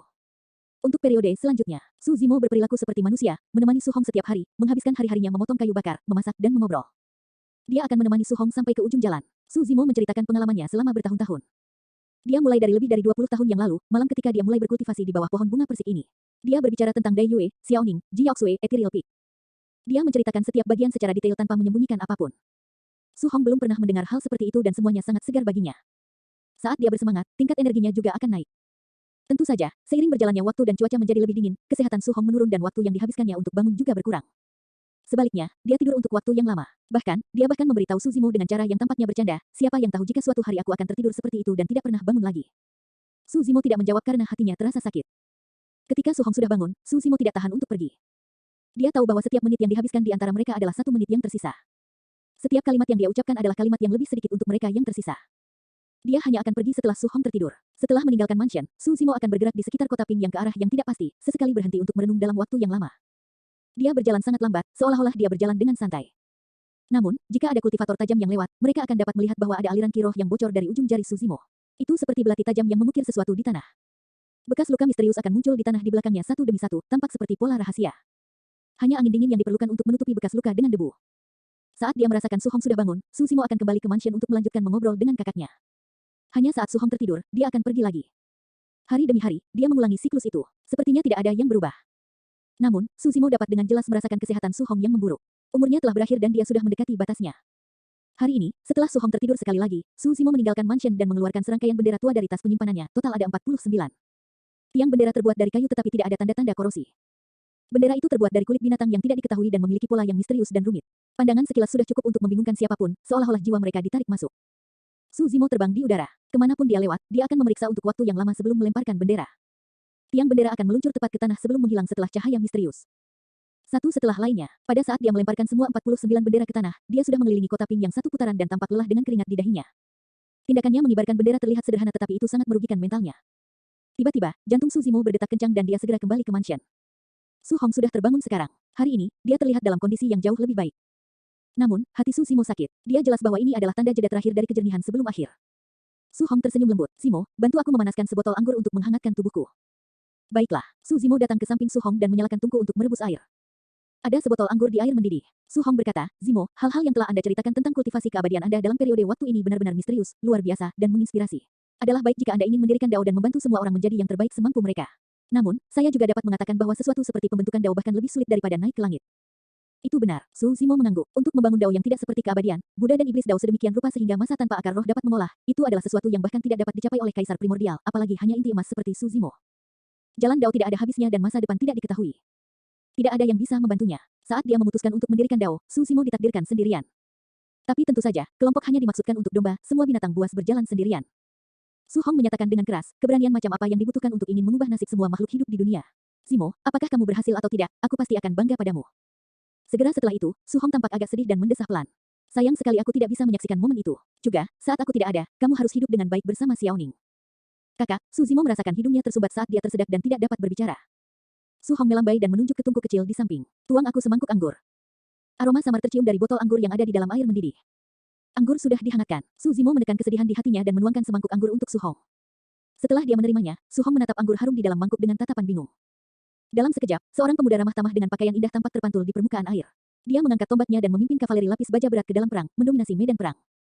Satu demi satu, pemandangan melintas di permukaan air. Lama kemudian, kepingan salju yang berkilauan mendarat di anggur dan menyebar, memecah permukaan air yang menyerupai cermin. Saat itu sedang turun salju. Ini adalah salju pertama musim dingin. Akhir musim gugur dan datangnya musim dingin sepertinya menyiratkan sesuatu. Adegan dari sebelumnya sudah menghilang. Satu-satunya yang tersisa di permukaan air adalah wajah tua. Su Hong tersenyum lembut dan mengangkat mangkuk anggurnya, menenggaknya dalam satu tegukan. Seolah-olah dia telah menghabiskan seluruh hidupnya dengan seteguk anggur itu. Anggur yang enak. Dengan tertawa keras, Su Hong meninggal. Su Zimo pingsan dan berlutut dengan bunyi gedebuk. Dia menatap lelaki tua di depannya dan tidak bisa menahan lebih lama lagi saat air mata mengalir seperti air mancur. Hari ini akhirnya tiba. Meski sudah siap untuk itu, Su Zimo masih merasakan kesedihan yang memilukan atas kepergian Su Hong yang sebenarnya. Semakin dalam diinvestasikan dalam urusan sekuler, semakin sulit bagi mereka untuk memutuskannya. Semakin dalam diinvestasikan, semakin menyakitkan jadinya. Langit berangsur-angsur menjadi gelap, salju semakin berat. Su Zimo berlutut di depan Su Hong tanpa bergerak dengan ekspresi bingung. Dia adalah seorang kultivator. Dia adalah penjelmaan monster terkuat dalam sejarah. Dia adalah orang kedua sepanjang sejarah yang berhasil berkultivasi ke ranah pendirian yayasan ekstrim. Meski begitu, dia tidak bisa menyelamatkan kerabat terdekatnya. Salju turun dengan deras, suhu berubah menjadi lebih dingin. Namun, hati Su Zimo sepertinya terbakar dengan kobaran api yang tiada henti. Lama kemudian, suara orang dan kuda samar-samar terdengar dari selatan pegunungan Changlang, suara menjadi lebih jelas seiring berjalannya waktu. Kuku kuda semakin dekat, meski orang biasa mungkin tidak bisa merasakannya, Su Zimo bisa mendengarnya dengan jelas. Fiuh, fiuh, fiuh. Bahkan ada suara bejana roh yang melaju kencang di udara dalam keributan. Jauh sekali, debu dan tanah terbalik. Dengan ekspresi dingin, Su Zimo bangkit dan matanya melonjak dengan niat membunuh yang sangat kuat. Melonjak ke udara, dia melesat menuju pegunungan Changlang.